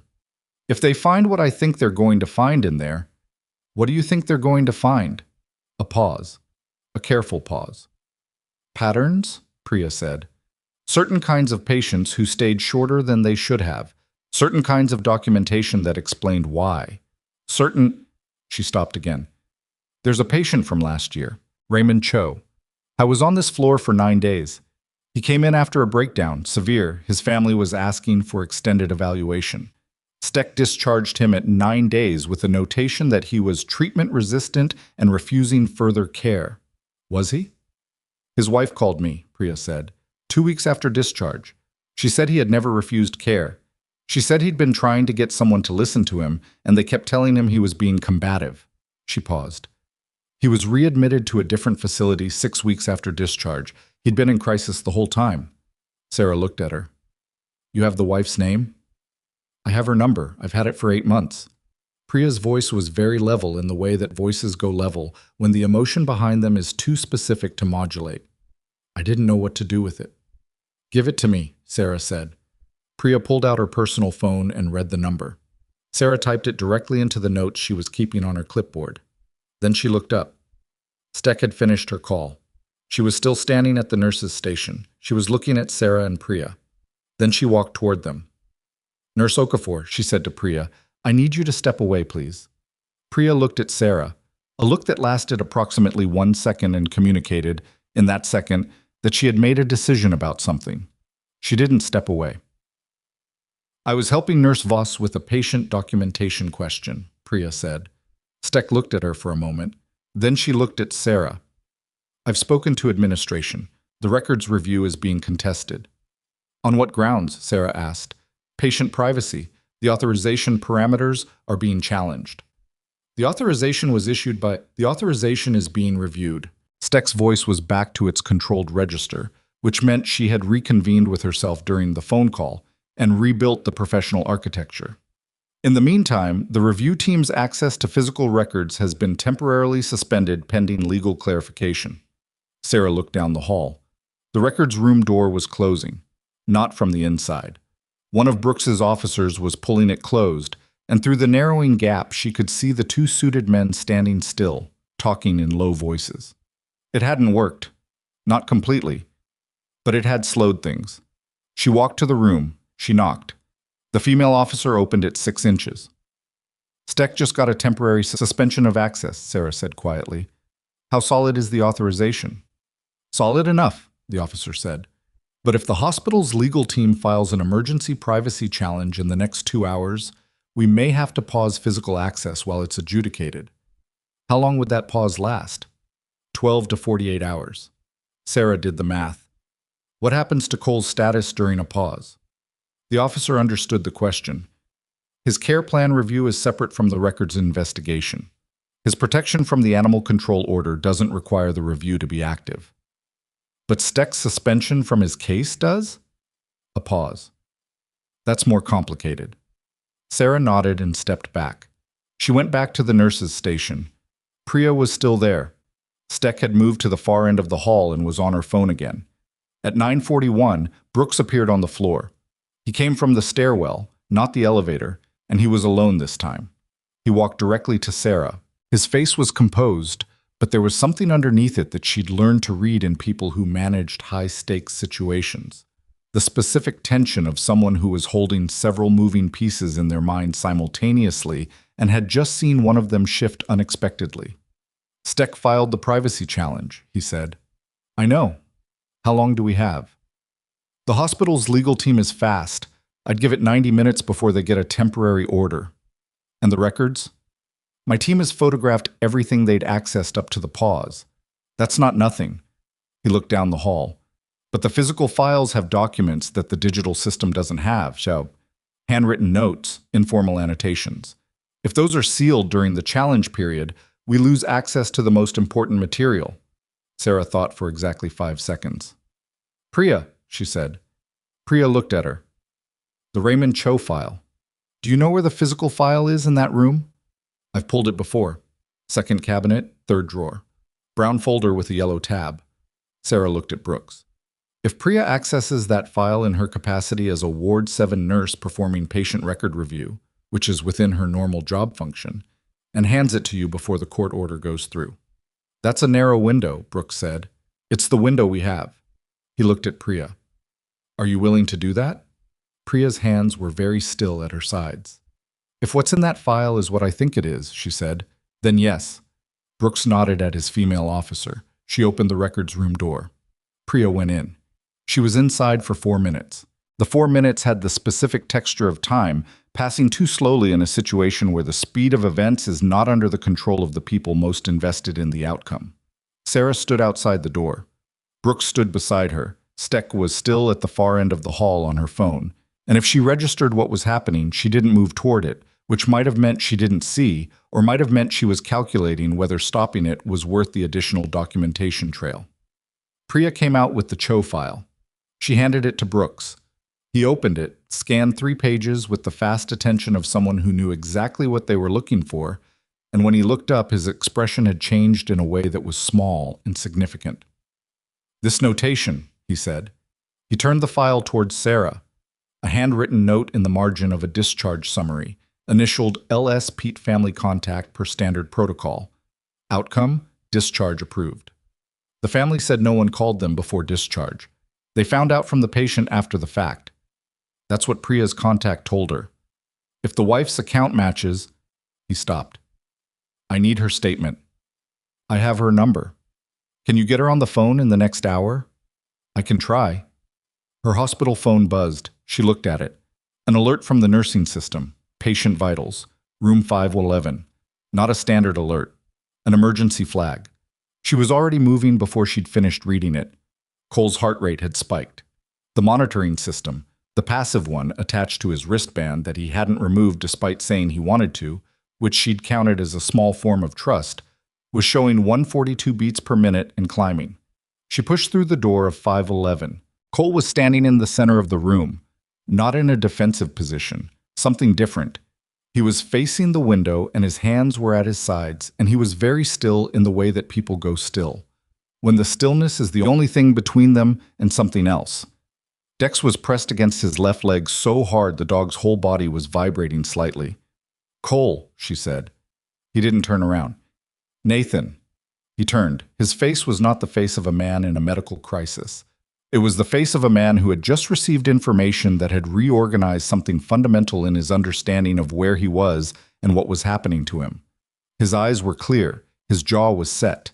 His breathing was elevated but controlled. There's a phone in the records room, he said. Old landline, the kind that carries if you're near the wall. She stared at him. I could hear it from here, he said. For the last 20 minutes, Steck's been calling someone, not admin.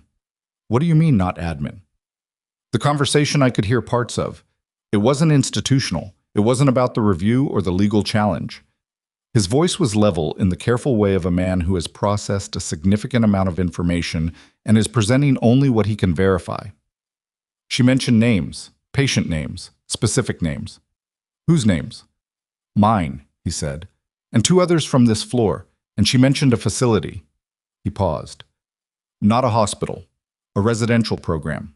Private, the kind that takes VA contract patients without much oversight. The cold thing moved through Sarah's chest again. She's moving patients, she said. She's been moving patients, Cole said. That's what I think. Not failing to treat them. Moving them. Somewhere that doesn't ask questions about the intake documentation. Sera stood in the center of room 511 with the monitoring alert still open on her hospital phone and the morning light coming through the half-closed blinds, and the weight of what Cole had just said, settling over everything like a change in air pressure. The discharge rates she'd noticed, the short stays, the documentation that framed patients as treatment-resistant. She'd assumed it was neglect, systemic indifference, a physician who had decided that difficult patients were more efficiently managed as statistics than people.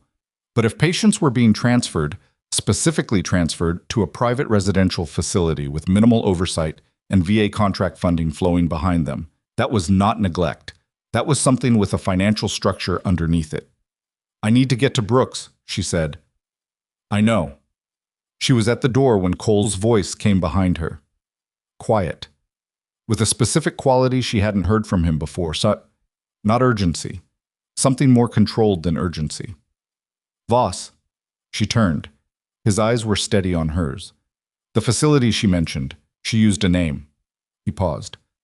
Clearfield Recovery and Residential. Sera went very still.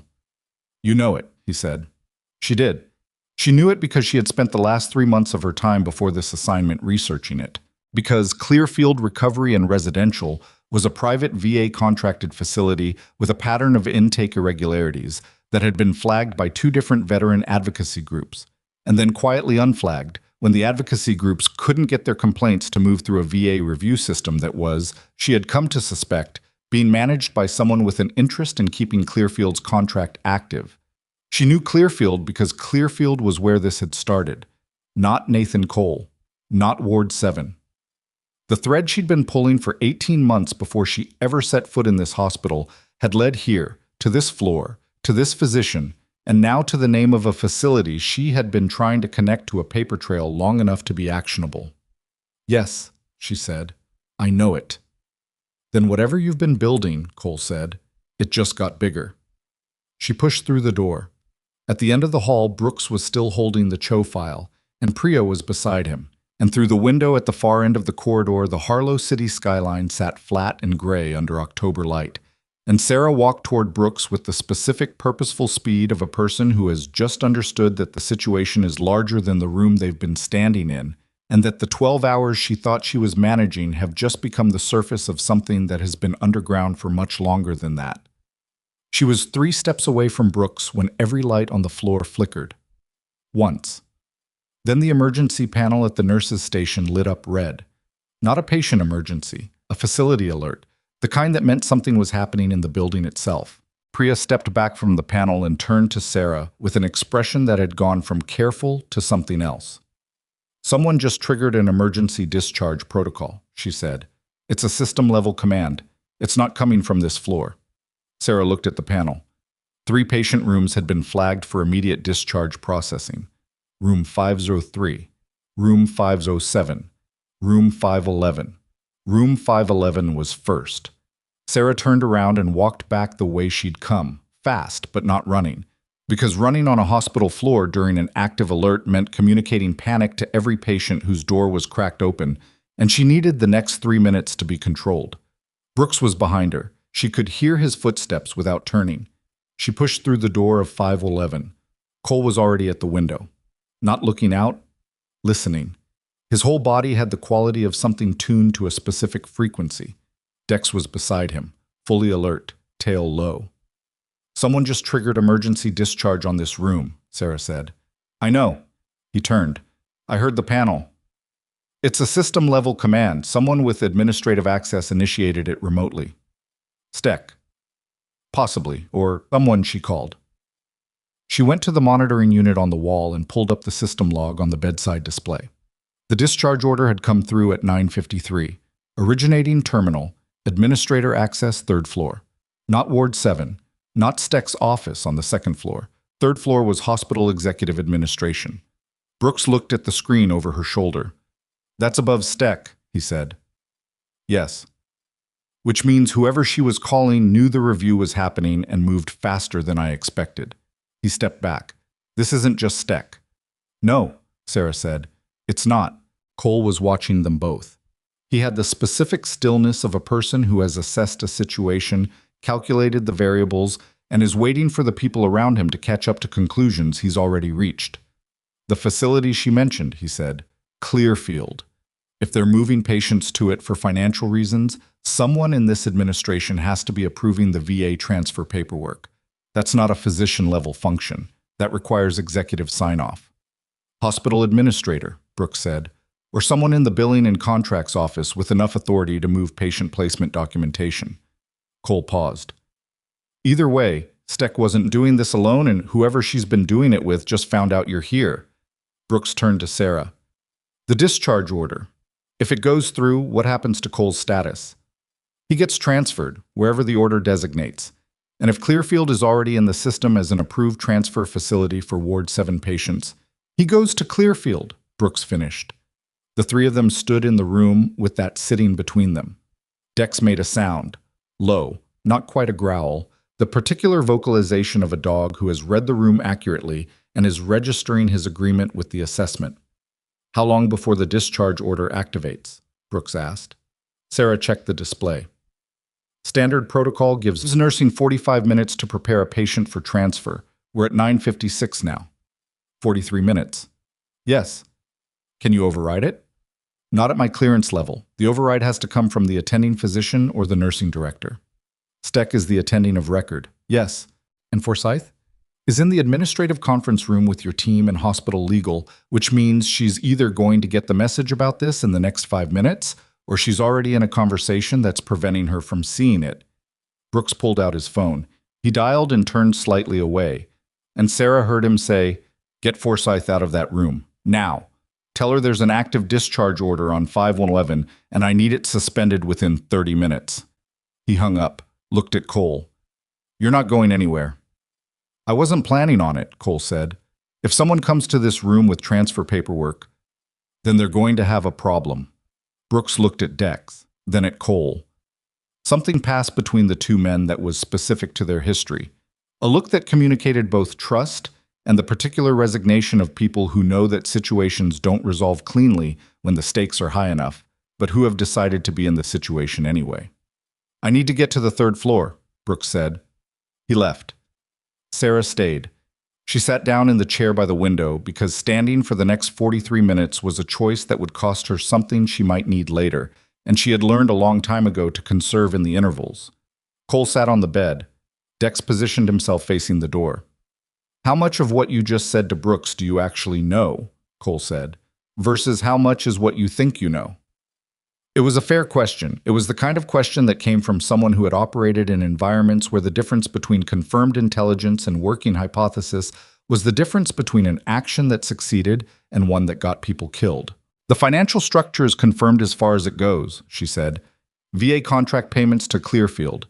Patient transfer volume from this floor significantly above the hospital average for similar units.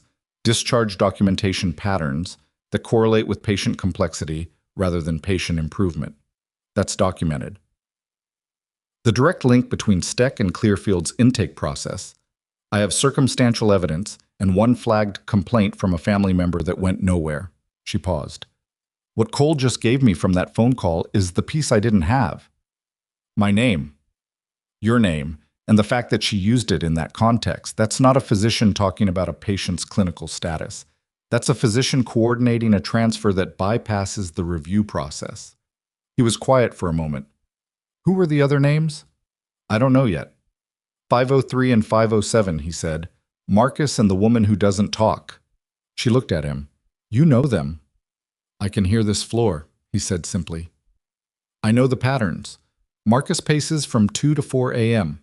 The woman in 507, she hums sometimes, very quiet. Old songs." He paused. "She was in the Army, Signal Corps. She stopped talking after her second deployment." Sera said nothing for a moment. She thought about Priya, who had been watching this floor for months, holding a phone number she didn't know what to do with.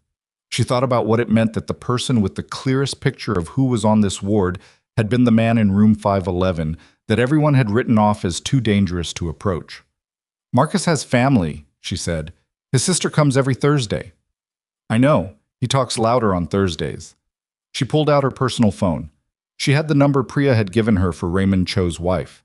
She dialed. It rang 4 times. Then a woman's voice, cautious. The way people's voices are cautious when an unknown number calls in the middle of the morning. "Hello? Mrs. Cho, my name is Sera Voss. I'm a nurse at Meridian Veterans Care Hospital. I got your number from a colleague who you spoke to last year about your husband Raymond's discharge." A pause. Then the voice changed. Not warmer exactly, but more present. The particular presence of someone who has been waiting for something to matter and is recalibrating to the possibility that it might. "I remember her," the woman said. "Nurse Okafor." "Yes. I'm calling because there's a federal review happening at this hospital right now that is directly relevant to Raymond's situation, and I'd like to ask if you'd be willing to speak with the investigator leading that review." The silence that followed was short. "Yes," the woman said. "What do I need to do?" Sera got her contact information, confirmed she could be reached in the next 2 hours, and hung up. She looked at Cole. He had been watching her make the call with the attention of someone who understood what it meant without being told. "Good," he said. She sent Brooks a text with the Cho contact information.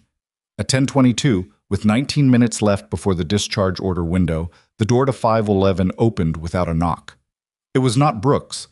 It was a man she hadn't seen before, middle-aged, in a suit rather than medical clothing, carrying a tablet and a folder.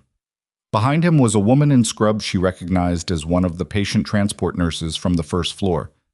"Mr. Cole," the man said, addressing the room rather than making eye contact with anyone in it. "I'm Alan Price, Patient Services Coordinator. We have a transfer order for you, and I'm here to begin the preparation process." Dex was on his feet. The transport nurse took a half step back. Price registered Dex, but continued as if completing a script he'd committed to before walking in.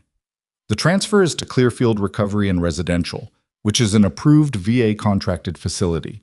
The order was issued this morning by Dr. Steck in coordination with Dr. Steck's clinical authority over this patient was suspended pending review this morning, Sera said. Price looked at her. I was told that suspension was being contested. It was contested. The contest is under review, which means the suspension stands until the review is complete. My paperwork says, your paperwork is based on an authorization from a physician whose authority over this case is currently suspended. If you process that transfer, you are acting on documentation that may be invalidated within the hour. She stood up. That's your liability, Mr. Price, not mine. Price looked at his tablet. He looked at the transport nurse. He looked at Cole, who was standing now, one hand resting on Dex's head, saying nothing but occupying the room in a way that communicated everything necessary without a word. I need to make a call, Price said. Please do, Sera said. He backed out of the room.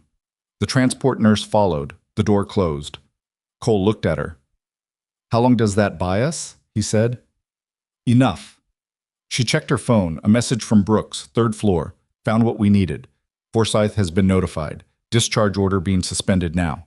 She showed Cole the screen. He read it. His jaw worked once. Then he sat back down, and his hand moved to Dex, and he let out a breath that was not quite a sigh, and not quite relief, but something in the neighborhood of both. Sera sat back down. Her hands, she noticed, were slightly unsteady. Not trembling, just the fine motor aftermath of sustained high-stakes concentration, the thing that happened to hands after the adrenaline of a situation started to metabolize. She pressed them flat against her knees for a moment. Cole saw it. He didn't comment on it, which was the correct response. Tell me about Clearfield, he said instead. She thought about how much to say. Then she decided the frame of partial information had been useful in the early stages and was no longer serving either of them. 18 months ago, she said, I was working at a veteran advocacy clinic in an informal capacity, not paid, 2 evenings a week. We helped veterans navigate VA paperwork, benefits claims, that kind of thing. She paused. We started seeing a pattern. Veterans who'd been through private residential programs, several different ones, but Clearfield kept coming up, whose records showed they'd consented to certain treatment modifications that the veterans themselves had no memory of consenting to. Signed documents with their names on them. Cole was very still. Some of them were convinced they had signed. Some of them were certain they hadn't. Some of them, their cognitive presentation was different than it had been before the placement, in ways that could have been the natural progression of their condition, or could have been something else. What kind of something else? Off-label medication use, she said.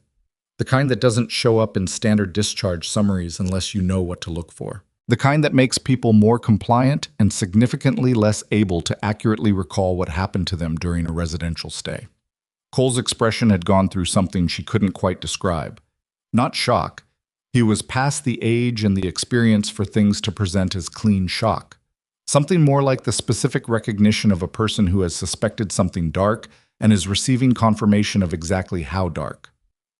How many veterans, he said. Across the programs we identified, possibly dozens. At Clearfield specifically, we couldn't confirm. We didn't have the internal documentation. She held his gaze. We couldn't get it because the complaints that went into the VA review system kept getting closed before anyone with authority to pull the records got involved. Someone was closing them. Someone with access to the VA review intake queue. Yes. Cole stood up. He walked to the window and stood with his back to her for a moment, looking out at the gray morning. Dex went to him and pressed against his leg. That's why you came here, Cole said. Not a question anymore. Steck's name appeared in 2 of the intake records from veterans who had been through Clearfield, as the referring physician. I needed to see how she was operating, and I needed documentation I could hand to someone with the authority to act on it. She paused. I didn't plan for you to be here. Your admission to this floor was convenient, he said. Complicated, she said. You were a patient who needed proper care. That was real and it was primary. Everything else was secondary. She paused again. But yes, your background, your clearance, Brooks's connection to you, that became part of how this resolved faster than I could have managed alone. He turned from the window. His face was not angry. It was the face of a man holding several things at once and not letting any of them drop. I'm not a piece you moved, he said. It was not quite an accusation. No, she said. You're a person I treated, and a person whose situation gave me what I needed to make this visible. She held his gaze. Those two things existed at the same time. I know that's not a clean answer. No, he said. It's not. He looked at Dex. But it's an honest one. The door opened again. This time it was Brooks, and the quality of his entry was different from every prior entry.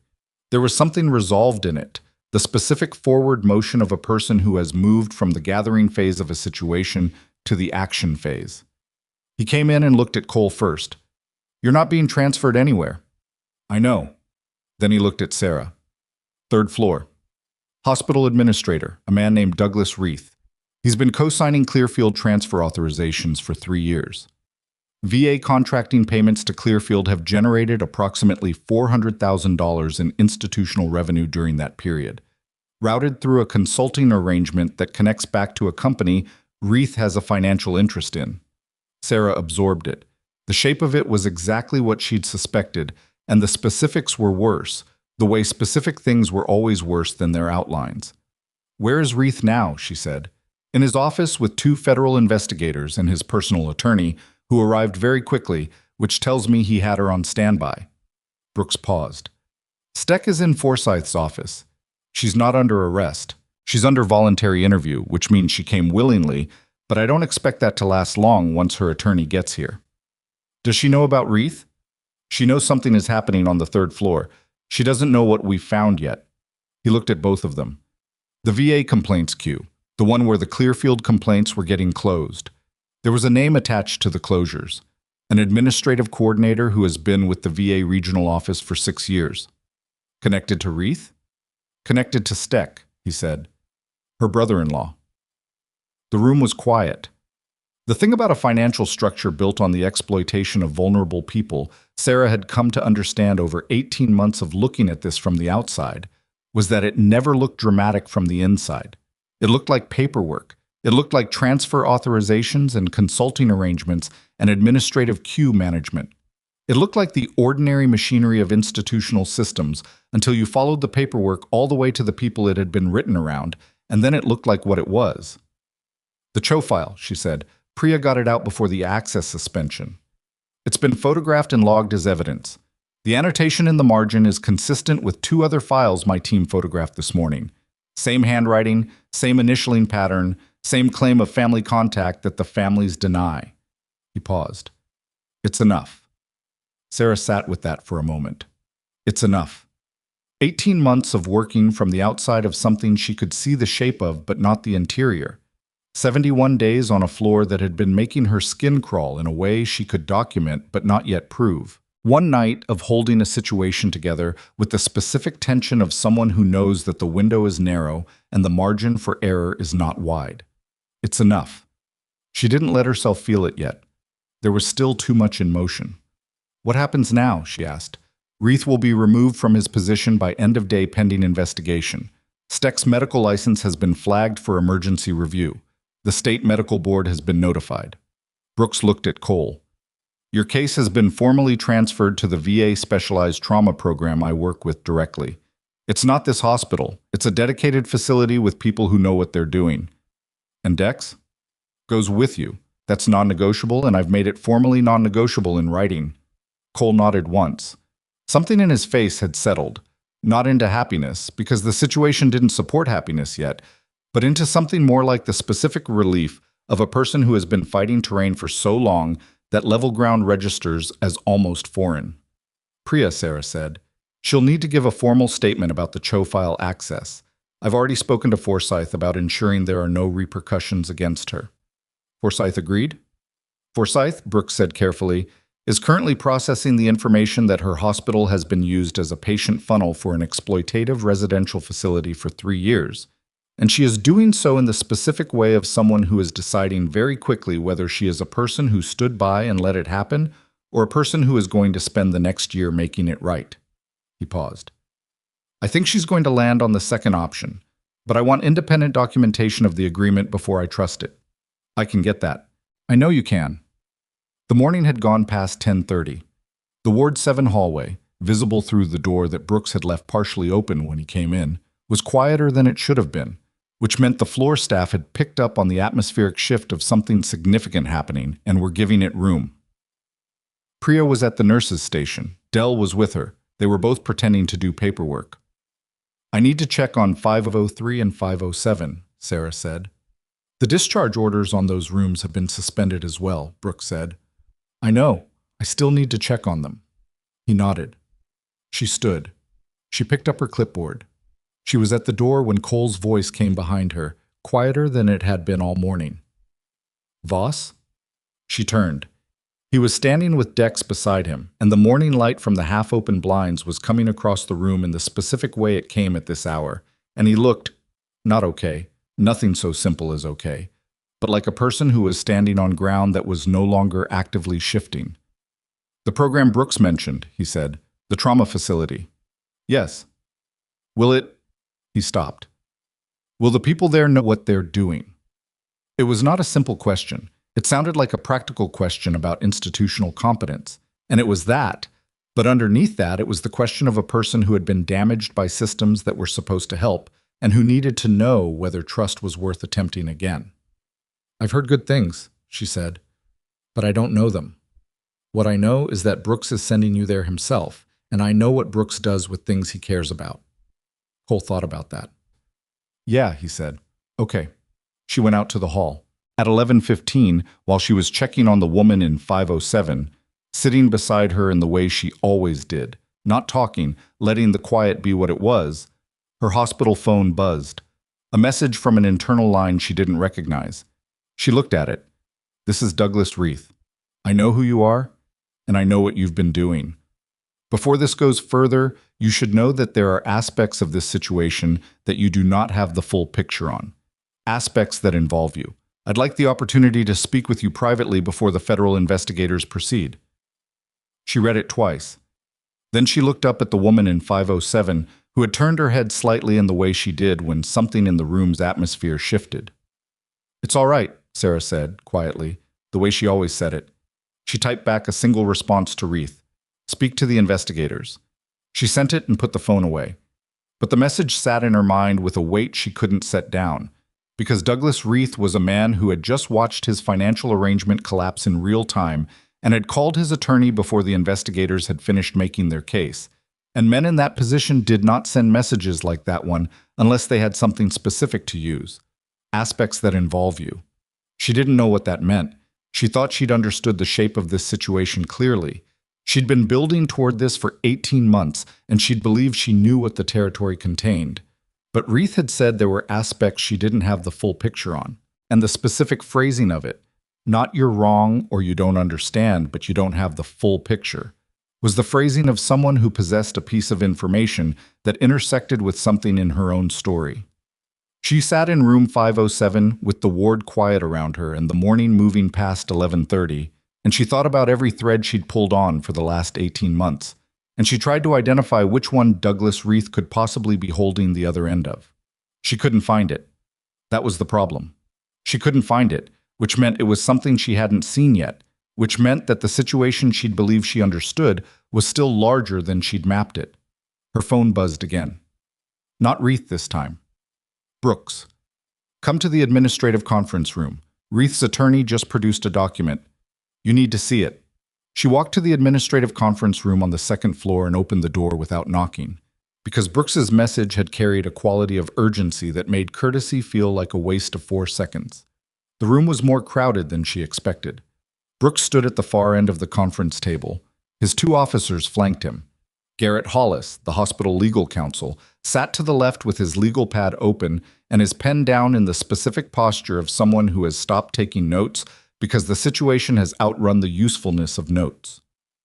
Forsyth was beside him, very still, and at the near end of the table sat a woman Sera didn't recognize, mid-50s, dark suit, a leather document case open in front of her, who had the particular composed authority of someone whose professional life consisted of arriving at difficult situations and making them more difficult for the opposing side. Reith was not in the room. "Where's Reith?" Sera asked. "Voluntarily stepped out while his counsel presents," Brooks said. His voice was level, but something underneath it was not. The woman in the dark suit looked at Sera with an evaluating attention that was thorough and fast. You're Nurse Voss. Yes. Diane Mercer. I represent Douglas Reith. She gestured to the chair across from her. Please sit. Sera sat. Mercer opened the document case and removed a single folder, which she placed on the table and opened with the practiced calm of someone who had done this particular kind of thing before. The production of a document, at the precise moment it would land with maximum effect. Inside the folder was a photograph. Mercer slid it across the table. Sera looked at it. It was a photograph of her. Not recent. Taken outdoors, at some distance, with a long lens. She was in civilian clothes, the gray jacket she'd owned for 4 years, the one she wore on cold evenings when she wasn't working. She was standing outside a building she recognized immediately because she had stood outside it approximately 30 times over the course of 14 months. The building was the VA regional office. In the photograph, she was talking to a man. The man's face was partially obscured by the angle, but she recognized the set of his shoulders and the way he stood with his weight slightly forward. The man was Marcus Webb, a VA regional administrator who had been one of her primary contacts during the 18 months she'd been building the Clearfield investigation from the outside. He was not a corrupt actor. He was a careful bureaucrat who had been feeding her information about the complaint queue closures in small, deniable increments because he believed something wrong was happening and lacked the protection to say so formally. She had never told anyone about Marcus Webb. This photograph, Mercer said, was taken 14 months ago.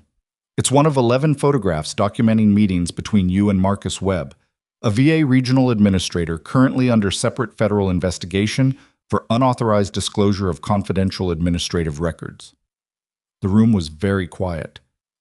My client's position, Mercer continued, is that your presence at this hospital was not incidental, that you cultivated a relationship with a VA administrator who provided you with access to confidential patient complaint records, and that you used that access to construct a targeted investigation of this institution. That the care you provided to patients on Ward 7, while perhaps genuine, was secondary to your primary purpose of building a case against Dr. Steck and this hospital using information you obtained through channels that were not legally available to you. Sera looked at the photograph. She looked at Brooks. Brooks was watching her with the expression she'd last seen on his face when she'd answered his question about whether she'd come to Meridian because of Nathan Cole. That specific recalibrating attention, the look of a man holding multiple versions of a situation and waiting for the evidence to tell him which one was real. She set the photograph down. Marcus Webb, she said, did not provide me with confidential records. He confirmed, on 3 occasions, that complaints about Clearfield Recovery and Residential were being closed in the VA review queue before reaching the investigators designated to handle them. He did not tell me who was closing them. He did not give me names, files, or documentation. He told me that something was wrong with the queue and that he couldn't say more than that without risking his position. She paused. That is not unauthorized disclosure. That is a concerned employee telling someone he trusted that a system was broken. The photographs document 11 meetings. The photographs document 11 conversations, most of which lasted less than 10 minutes, in public locations, that were not secret and were not covert because I was not doing anything that required secrecy. She looked at Mercer directly. I was a private citizen with a nursing license and a background in military medical care who spent 14 months trying to understand why veterans who went into Clearfield Recovery and Residential were coming out in worse condition than when they went in, and why every formal complaint about it disappeared before anyone acted on it. I used publicly available information, conversations with willing contacts, and my own professional observations. If your client wants to argue that constitutes an improper investigation, he's going to need a different document than a photograph of me standing on a public sidewalk. Mercer looked at her for a moment. Then she looked at the folder in front of her. Something in her posture had shifted by approximately 3 degrees, which was, Sera had come to understand, the amount that composed professionals shifted when an argument they'd built was meeting more resistance than they'd priced in. There is also the question, Mercer said, of your employment application. You listed your reason for transferring to Meridian as professional development and patient care preference. You did not disclose that you had a prior investigative interest in this institution. I had a prior investigative interest in Clearfield Recovery and Residential, Sera said. I did not have documented evidence connecting this institution to Clearfield at the time I applied. I had a hypothesis. I did not lie on my application. A hypothesis you'd spent 14 months developing. Yes. She did not apologize for it. Forsyth spoke for the first time. Her voice was careful in the way of someone who is choosing words with the awareness that they will be on the record.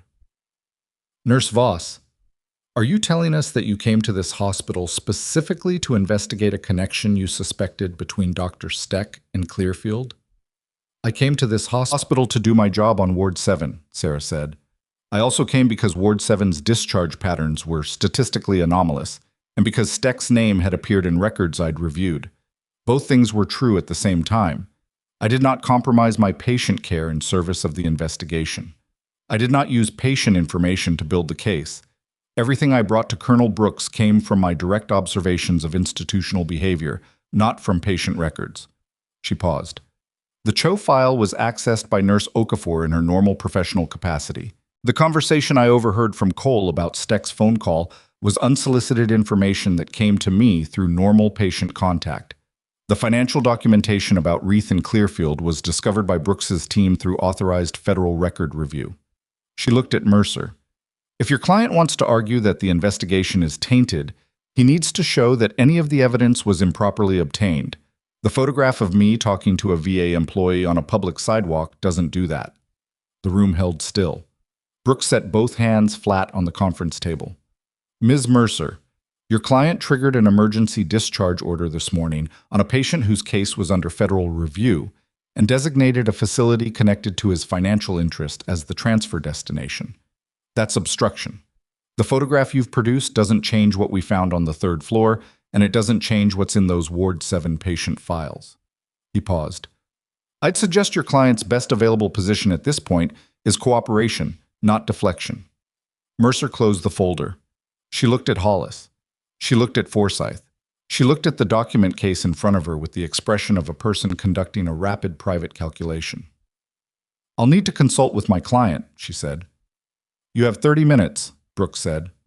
She left. The room exhaled. Hollis put his pen down. He looked at Sera with an expression she hadn't seen from him before. Not the legal assessment expression, not the liability calculation expression. Something more like the look of a person who has been in a room while something became clear that was previously obscured, and who is sitting with the specific discomfort of recognizing which side of the clarity he'd been on. The conduct review this morning, he said. I want to be direct. I don't think it should proceed. Sera looked at him. The concerns Dr. Steck raised were presented to me as procedural violations. In the context of what I now understand to be the actual situation, they read differently. He glanced at Forsyth. I think that's the hospital's position. Forsyth met Sera's eyes. It is, she said. The conduct review is closed. Sera said nothing for a moment. She let the thing settle without marking it as a victory, because it wasn't quite that. It was a correction. Corrections deserved acknowledgement, not celebration. Thank you, she said. She looked at Brooks. He gave her a small nod that communicated several things at once, and she received all of them. She stood up and left the room. In the hallway, she stopped and pressed her back against the wall and looked at the ceiling for approximately 4 seconds. Her hands were steadier now. The fine motor tremor from the morning had resolved, which meant her body had processed enough of the sustained tension to return to baseline. She went back to Ward 7. The next 6 hours were not cinematic. They were administrative and procedural and grinding in the way that the aftermath of high-stakes situations always was when you were still inside it, rather than looking back. There were statements to give to Brooks's investigators. There were patient care handover documents to complete for Marcus in 503 and the woman in 507, whose name, Sera finally learned from a family notification form, was Teresa, whose discharge orders had been suspended but whose care plans needed to be rewritten now that Steck's authority over the floor was formally removed. There was a long conversation with Priya about the formal statement she'd need to give, during which Priya sat very still and listened, and then said, with the quiet precision of someone who had made a decision she'd been working toward for 8 months, "Okay, I'll do it. Tell me where to go." Raymond Cho's wife, Ellen, spoke to Brooks's team by phone at 1 in the afternoon. Sera wasn't in the room for it, but Brooks sent her a message afterward that said only, her account matches the documentation exactly. Steck initialed a family contact confirmation that never happened. That's the clearest fraud on record. At 2:45, Brooks found her in the medication room finishing documentation. Steck has retained counsel, he said. She stopped cooperating with the voluntary interview. Expected. Her attorney is negotiating. The state medical board has formally opened an emergency license review. That's moving faster than I expected, which means they have information I don't have yet about prior complaints. He leaned against the doorframe. Reith is cooperating. His attorney advised it. He's given us 3 years of Clearfield transfer documentation and the name of the VA administrator who was managing the complaint queue closures. Not Webb. Not Webb. Someone above him, a regional deputy director named Cosgrove, who has been on Clearfield's board in an advisory capacity for 4 years while simultaneously overseeing the VA complaint process in this region. He paused. Cosgrove's office was served this morning. Sera set her pen down. The shape of it was complete now. It had a beginning and a middle and the specific geometry of an ending. Not a clean ending, because none of these things ended cleanly, but a complete one. Steck had been the mechanism on the ground. Reith had been the financial architecture inside the hospital. Cosgrove had been the bureaucratic protection that kept the complaints from reaching anyone who would act on them. 3 interlocking pieces that had functioned together long enough to move dozens of veterans through a system that treated them as revenue rather than patients. Clearfield itself, she said. Federal investigators are at the facility now. Patient status review is underway. He looked at her steadily. It's going to be a long process. Some of those veterans are going to need significant support to navigate what happened to them. I know. The VA is going to need people who understand what that support looks like. He paused. People with specific backgrounds. She looked at him. That's not a subtle suggestion. No, he said. It's not. He straightened from the doorframe. Think about it. He left. She sat in the medication room for a moment, alone, with the afternoon light coming through the small high window and the building quiet around her in the particular way buildings go quiet after something significant has moved through them. She thought about what Brooks had said. She thought about Teresa in 507, who hummed old songs in the dark and hadn't spoken in 2 years, and who deserved, with a specificity that Sera felt in her chest rather than just her mind, to be treated by someone who would sit in the silence with her without trying to fill it with the wrong things. She thought about the veterans in Clearfield right now, today, being evaluated by federal investigators. And she thought about what it meant to be in a facility when the structure that was supposed to be holding you turned out to have been built around something other than your welfare. She had been in situations not unlike that, not in the same way, but she understood the particular experience of trust extended in a direction that turned out to be wrong, and she understood what it took to rebuild the capacity for trust after that. She picked up her pen and went back to work. At 4:15, she was on the floor doing afternoon rounds when she heard it. From room 511. A sound she hadn't heard in the 74 days she'd been on Ward 7. She stopped walking. It was Nathan Cole's voice, not speaking to her, not saying something that required response, just talking. Low, easy, with the specific cadence of someone who had been very quiet for a very long time and was trying out the sound of their own voice in a register that wasn't guarded. She moved closer to the door without touching it. He was talking to Dex, describing something. She caught fragments, a place, a landscape, something about a ridgeline and the specific color of light in a particular season. The dog's voice wasn't in the conversation because dogs don't contribute verbally to conversations, but she could hear the difference in the room's atmosphere, the way a space sounds different when the person in it is at rest rather than at alert. She didn't knock. She kept walking. Some moments were not hers to enter. At 5 o'clock, she was finishing her last documentation when Cole appeared in the hallway, not emerging to confront something, just stepping out, Dex at his left knee, with the careful, deliberate quality of a person who has made a decision to occupy space rather than defend it. He walked to the nurse's station. Priya looked up. Dell looked up. 2 other nurses, whose names Sera was still learning, both went slightly still in the way the floor had been going still around him for weeks. He looked at Priya. The woman in 507, he said. Teresa. She likes the window open a few inches at night. She doesn't ask for it because she doesn't ask for anything. But she sleeps better when there's outside air. Priya stared at him. I could hear when she slept and when she didn't, he said. On nights when maintenance cracked the window for some reason, she slept longer. He paused. I thought someone should know that. He turned and went back to his room. The nurse's station was quiet for a moment. Then Priya made a note on Teresa's care file, and Dell went down the hall, and Sera stood at the edge of the station and felt something she didn't entirely have a word for. Something in the area of moved, but more specific than that, more rooted in the understanding that the person everyone had written off as too dangerous, too damaged, too much, had been paying attention to the people around him the whole time, had been caring for them in the only way available to him, in the way of someone who could not speak to the system but could speak to the people inside it. She found Brooks at 6:15 in the hospital lobby, where he was wrapping up with his team before they left the building. The investigators had what they needed. The formal processes were in motion. The rest of it would happen in offices and courtrooms and review boards over the coming months, the grinding procedural machinery of accountability that was never as satisfying in real time as the moment of exposure, but was, in the end, the only kind that lasted. Steck, she said, her license review is expected to result in suspension within 60 days. The fraud finding from the Cho file, the falsified family contact notation, makes the criminal referral straightforward. Her attorney knows it. They're negotiating terms. Brooks's voice was even. She's not going to practice medicine in this state again. Whether she faces criminal prosecution depends on the DA's office and how many of the Clearfield cases they can build individual charges around. Reith? Cooperating fully in exchange for a reduced charge on the financial fraud. He'll lose his position, his consulting arrangement, and depending on the sentencing, several years of his life. He paused. Cosgrove is not cooperating. His attorney is fighting everything. That one will take time. But it's moving. It's moving. He looked at her. You did this, Voss. I want to say that clearly before I leave. You move faster than I could have moved alone. I moved on what you built. There's a difference. He was quiet for a moment. The VA advocacy program I mentioned.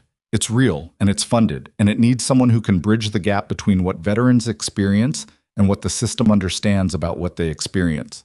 The position hasn't been posted yet because I've been looking for the right person to post it to. He held her gaze. I'm not going to keep being subtle about this. She looked at him. I have a job, she said. You have a floor, he said. The job I'm describing is the floor and everything that feeds into it and everything that comes out of it. It's the Clearfield patients during recovery. It's the Ward 7s that exist in other hospitals that haven't been found yet. It's the complaint queues and the discharge patterns, and the thing you've been doing for 18 months, except with resources and authority behind it, instead of just you and a notebook and a contact who couldn't say too much on a public sidewalk. She stood with it. She thought about what she'd told Cole on his first full day, that she'd separated from the military because she was tired of patching people up to send them back to something the command structure couldn't fix. She'd spent 6 years in that frustration. She'd spent 3 years in nursing trying to work around the edges of it. She'd spent 18 months building towards something that had finally, today, become visible enough for the right people to act on. Yes, she said. Brooks almost smiled. The same almost smile from the conference room. I'll send you the details next week. He left. She stood in the lobby for a moment. The late afternoon light was coming through the glass entrance in long, pale rectangles across the floor. Outside, Harlow City was doing what cities did in the early evening, moving, adjusting, carrying its own weight forward into another night without particular awareness of what had shifted inside one of its buildings during the preceding 12 hours. That was fine. That was usually how it worked. The things that mattered most rarely announced themselves to the city. They happened in rooms, in hallways, in the specific small geography of one person deciding to stand between someone vulnerable and whatever was coming for them. She went back upstairs. She stopped at 507 first. Teresa was at the window. The window was open 2 inches. Dell had gotten there, then, and the evening air was coming through in the particular way October air came through narrow gaps, carrying something that was almost cold but not quite. Teresa had her eyes on the window rather than the room, which was her version of looking at something with attention rather than looking through it. Sera sat down. She didn't talk. She sat the way she always sat in this room, present but undemanding, the way you sat beside someone who needed company more than they needed conversation. After about 3 minutes, Teresa turned her head. She looked at Sera, and then, very quietly, with the specific careful quality of someone using something that had been unused for a long time and was finding it still worked. Thank you, she said. 2 words. The first Sera had heard from her in 74 days. Sera didn't make it a moment. She didn't let the weight of it show on her face in a way that would make Teresa feel observed rather than heard. "You're welcome," she said. She sat for another few minutes. Then she said goodnight and went to 503. Marcus was awake. He usually was at this hour. He was sitting on the edge of his bed with his hands between his knees, which was his resting position when he was settled rather than agitated, and he looked up when she came in with the specific expression of someone who has spent the day monitoring the atmospheric changes in his environment and has arrived at a general conclusion without the specific details. "Something happened today," he said. "Yes." "Good something or bad something?" "Both. Mostly good, working toward better." He looked at her for a moment. "You going to be here tomorrow?" "Yes." He nodded once. That was enough. He lay back on the bed and turned toward the wall, which was his signal for the conversation being complete, and she turned off the overhead light and left him in the lamplight and closed the door behind her. She stopped at 511 last. She knocked twice. The familiar knock. "Come in," Cole said. He was sitting on the bed with Dex beside him, not the vigilant position but a resting one, Cole leaning slightly back against the wall, Dex's head on his knee. The room looked different than it had 74 days ago. It was the same room, the same furniture, but the arrangement had shifted, not back to the hospital's default configuration, but to something in between, something that was neither purely defensive nor purely resigned to institutional order, something negotiated. "Brooks told me about the new assignment," Cole said. "He told you already." "He came by before he left. Said you'd accepted." He looked at her. "You're leaving the floor." "In a few weeks. There will be a transition." She paused. "Forsyth is bringing in 2 new nurses for Ward 7. Priya is going to be the lead." He nodded. "The trauma facility Brooks is sending you to," she said. "I spoke to the director this afternoon. Her name is Dr. Reyes. She's been doing veteran trauma work for 16 years. She knows what she's doing, and she knows how to manage working dog partnerships in a clinical environment." She paused. "She's expecting you Tuesday." "Tuesday," he said. "Is that enough time?" He thought about it. "Yes." They sat for a moment in the particular quiet that existed between them now. Not the guarded quiet of the first day, not the cautious quiet of the second, but something more like the quiet of 2 people who had been through the same 74 hours from slightly different positions and had arrived at the same general understanding of what it had meant. "Hawk," he said. She didn't deflect it this time. "That was a long time ago," she said. "I know." He looked at Dex. "But it wasn't, really. Not for him." He was quiet for a moment. "Not for me either." She held that.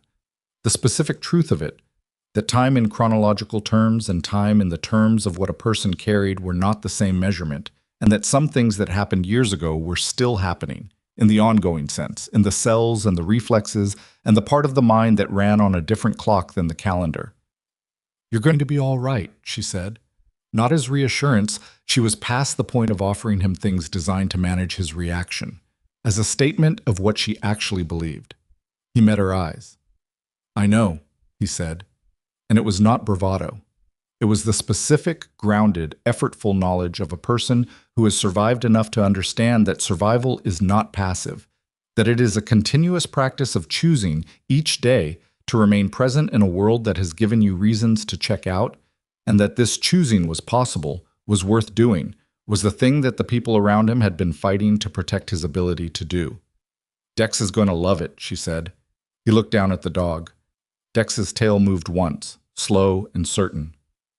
"Yeah," Cole said. "He will." She said goodnight.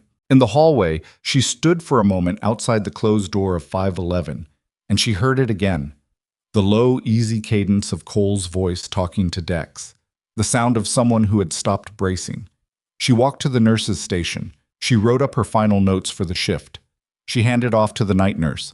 She collected her bag from the locker room and walked down the back stairs. Not the elevator, the stairs, because the stairs were quiet and she needed the walk. In the parking lot, the air was cold and clear, in the specific way that October evenings in Harlow City were cold and clear, carrying something that was neither quite summer nor quite winter, but the held breath between them. She stood beside her car for a moment without getting in. She thought about what she had come here to do and what she had done. She thought about Priya, who had held a phone number for 8 months and hadn't known what to do with it until someone gave her a reason to believe it mattered. She thought about Ellen Cho, who had spent a year trying to get someone inside the system to listen. She thought about Teresa, who had said 2 words this evening that had cost her something significant to say, and about Marcus, who had asked if she was going to be here tomorrow with the specific pragmatic hope of a person who has learned not to take continuity for granted. She thought about all the Ward 7s in all the hospitals that had not yet been found.